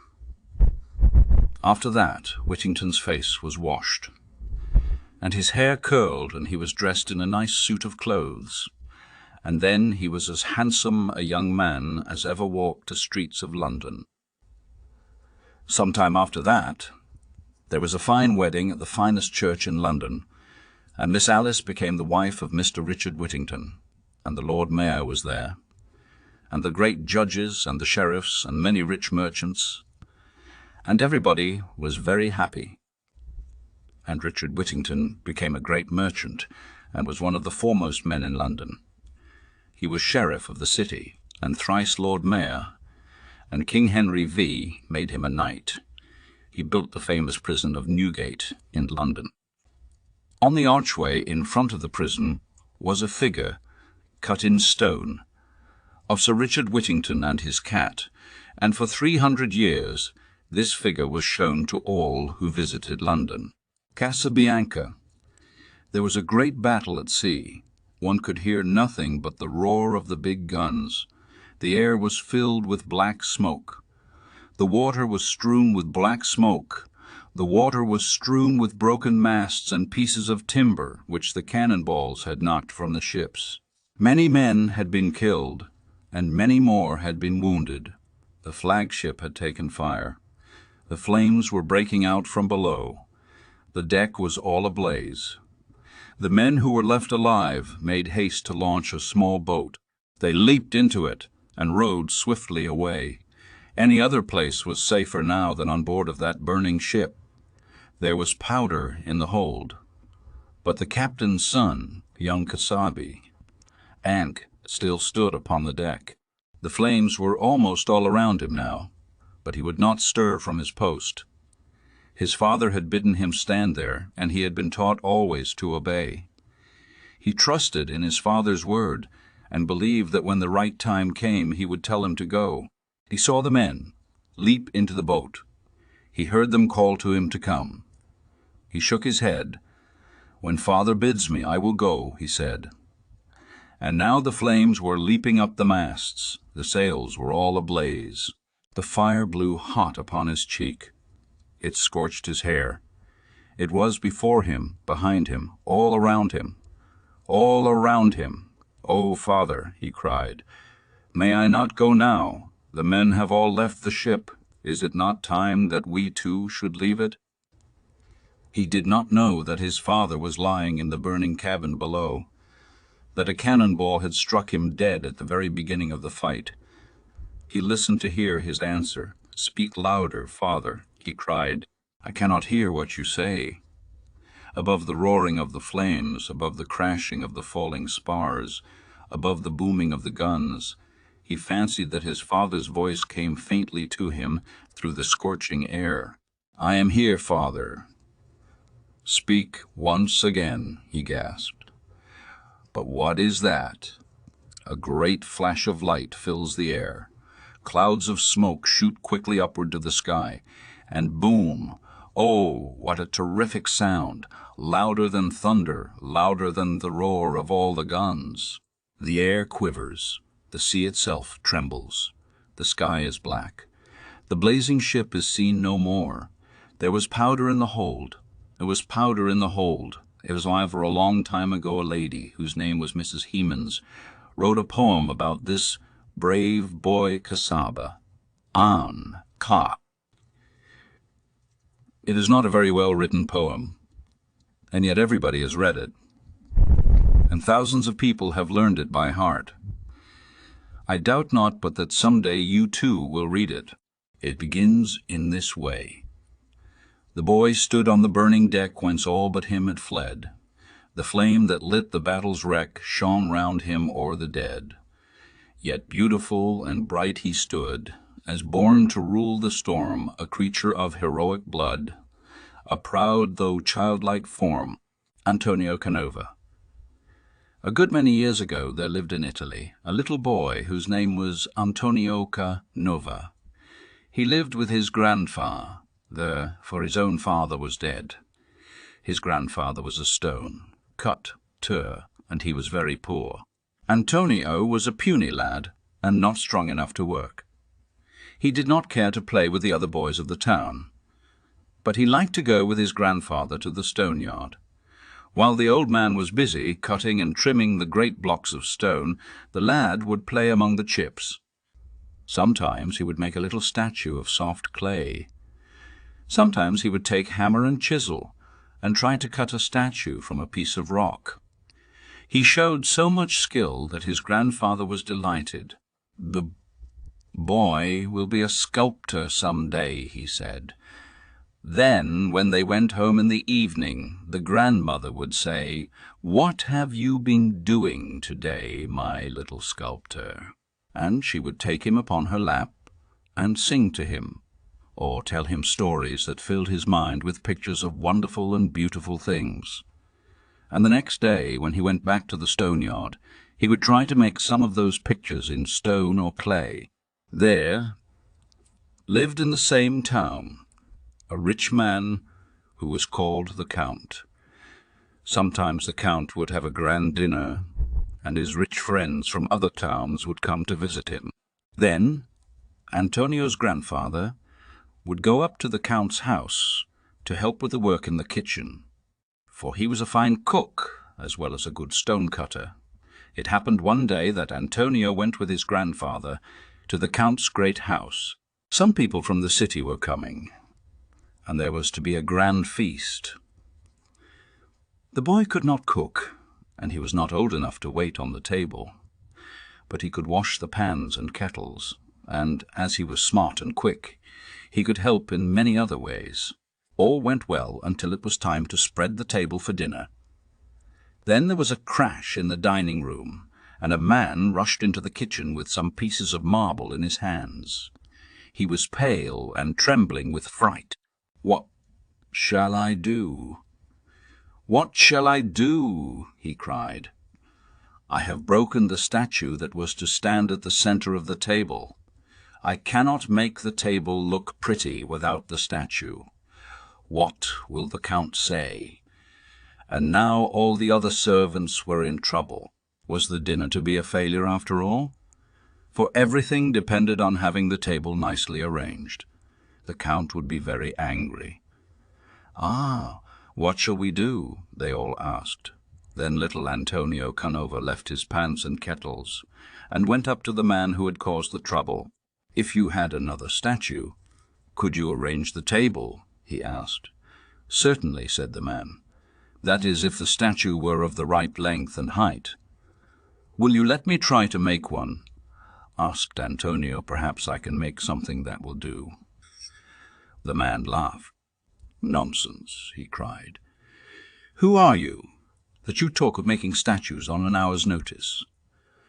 "I am Antonio Canova," said the lad. "Let the boy try what he can do," said the servants, who knew him. And so, since nothing else could be done, the man allowed him to try. On the kitchen table there was a large square lump of yellow butter. 200 pounds the lump weighed, and it had just come in, fresh and clean, from the dairy on the mountain. With a kitchen knife in his hand, Antonio began to cut and carve this butter. In a few minutes he had moulded it into the shape of a crouching lion, and all the servants crowded around to see it. "How beautiful!" they cried. "It is a great deal prettier than the statue that was broken." When it was finished, the man carried it to its place. "The table will be handsomer by half than I ever hoped to make it," he said. When the Count and his friends came in to dinner, the first thing they saw was the yellow lion. "What a beautiful work of art!" they cried. None but a very great artist could ever carve such a figure.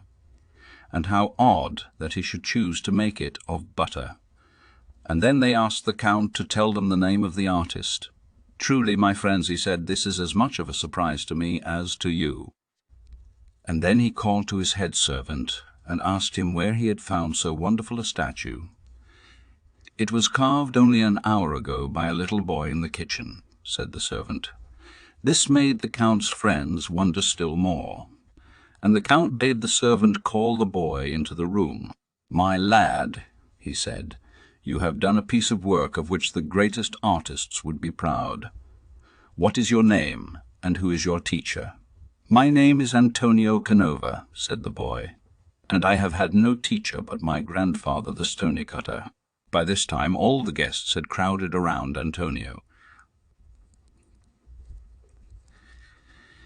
There were famous artists among them, and they knew that the lad was a genius. They could not say enough in praise of his work, and when at last they sat down at the table, nothing would please them but that Antonio should have a seat with them, and the dinner was made a feast in his honor. The very next day the Count sent for Antonio to come and live with him. The best artists in the land were employed to teach him the art in which he had shown so much skill, but now instead of carving butter, he chiseled marble.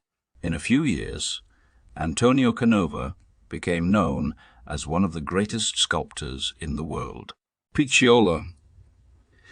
Many years ago there was a poor gentleman shut up in one of the great prisons of France. His name was Charney, and he was very sad and unhappy. He had been put into prison wrongful lie, and it seemed to him as though there was no one in the world who cared for him. He could not read, for there were no books in the prison. He was not allowed to have pens or paper, and so he could not write. The time dragged slowly by. There was nothing that he could do to make the days seem shorter. His only pastime was walking back and forth in the paved prison yard. There was no work to be done, no one to talk with.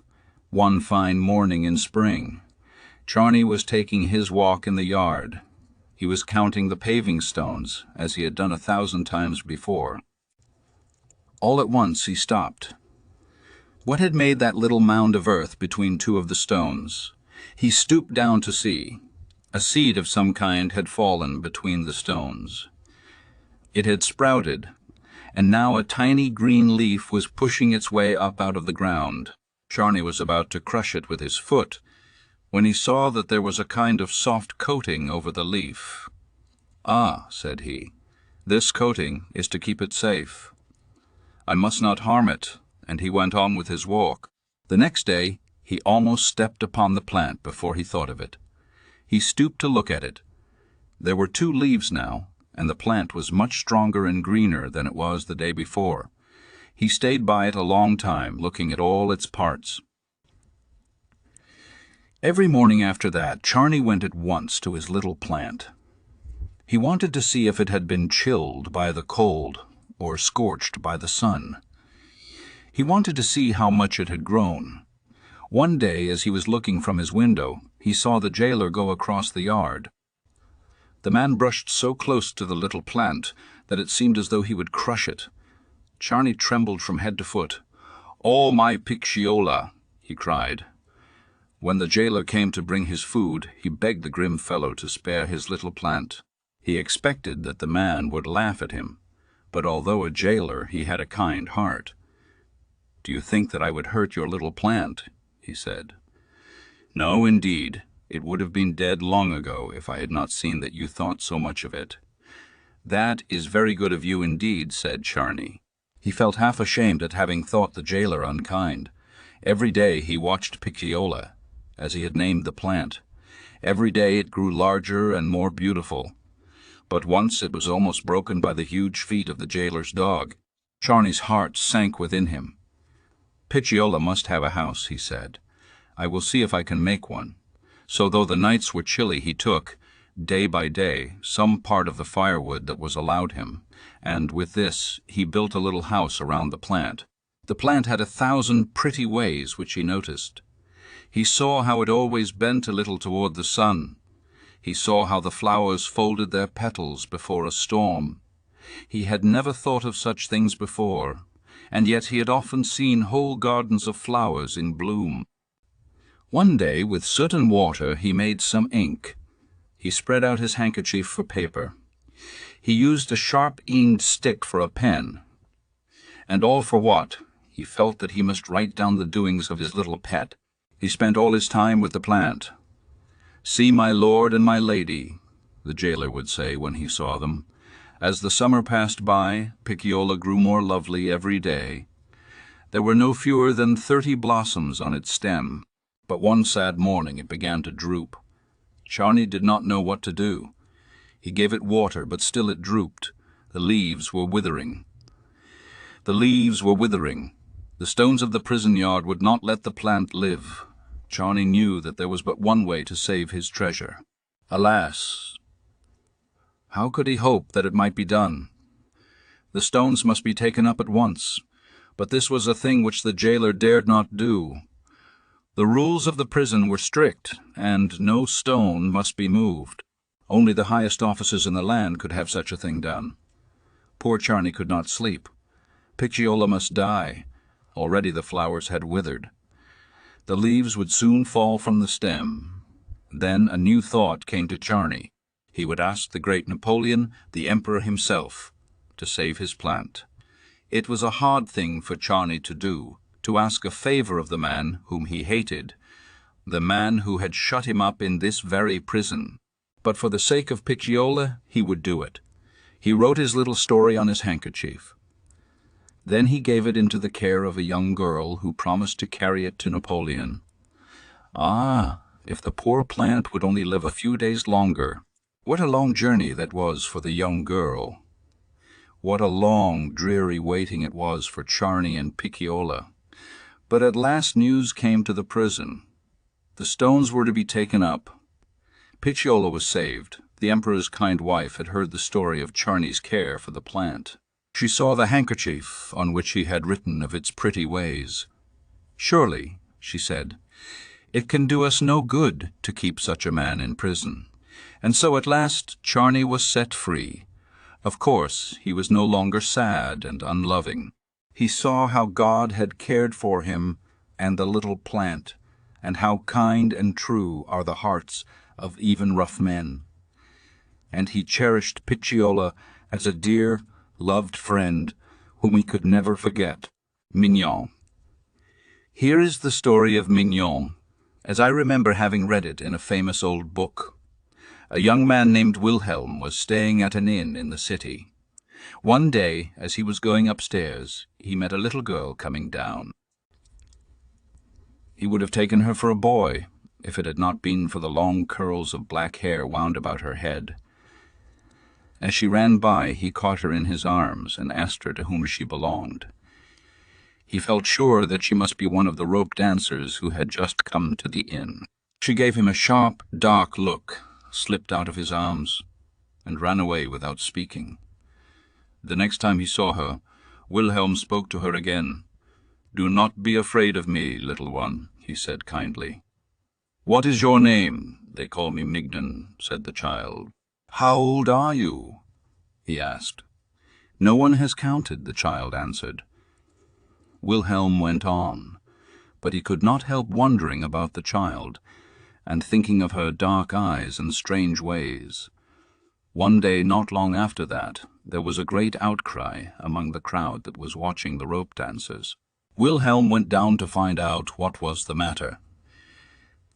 He saw that the master of the dancers was beating little Mignon with a stick. He ran and held the man by the collar. "Let the child alone," he cried. "If you touch her again, one of us shall never leave this spot." The man tried to get loose, but Wilhelm held him fast. The child crept away and hid herself in the crowd. "Pay me what her clothes cost," cried the rope dancer at last, "and you may take her." As soon as all was quiet, Wilhelm went to look for Mignon, for she now belonged to him, but he could not find her, and it was not until the rope dancers had left the town that she came to him. "Where have you been?" asked Wilhelm in his kindest tones. But the child did not speak. "You are to live with me now, and you must be a good child," he said. "I will try," said Mignon, gently. From that time she tried to do all that she could for Wilhelm and his friends. She would let no one wait on him but herself. She was often seen going to a basin of water to wash from her face the paint with which the rope dancers had reddened her cheeks. Indeed, she nearly rubbed off the skin in trying to wash away its fine brown tint, which she thought was some deep dye. Mignon grew more lovely every day. She never walked up and down the stairs, but jumped. She would spring along by the railing, and before you knew it, would be sitting quietly above on the landing. To each one she would speak in a different way. To Wilhelm it was with her arms crossed upon her breast. Often for a whole day she would not say one word, and yet in waiting upon Wilhelm she never tired. One night he came home very weary and sad. Mignon was waiting for him. She carried the light before him upstairs. She set the light down upon the table, and in a little while she asked him if she might dance. "It might ease your heart a little," she said. Wilhelm, to please her, told her that she might. Then she brought a little carpet and spread it upon the floor. At each corner she placed a candle, and on the carpet she put a number of eggs. She arranged the eggs in the form of certain figures. When this was done, she called to a man who was waiting with a violin. She tied a band about her eyes, and then the dancing began. How lightly, quickly, nimbly, wonderfully. She moved. She skipped so fast among the eggs, she trod so closely beside them, that you would have thought she must crush them all. But not one of them did she touch. With all kinds of steps she passed among them. Not one of them was moved from its place. Wilhelm forgot all his cares. He watched every motion of the child. He almost forgot who and where he was. When the dance was ended, Mignon rolled the eggs together with her foot into a little heap. Not one was left behind, not one was harmed. Then she took the band from her eyes and made a little bow. Wilhelm thanked her for showing him a dance that was so wonderful and pretty. He praised her, petted her, and hoped that she had not tired herself too much. When she had gone from the room, the man with the violin told Wilhelm of the care she had taken to teach him the music of the dance. He told how she had sung it to him over and over again. He told how she had even wished to pay him with her own money for learning to play it for her. There was yet another way in which Mignon tried to please Wilhelm and make him forget his cares. She sang to him. The song which he liked best was one whose words he had never heard before.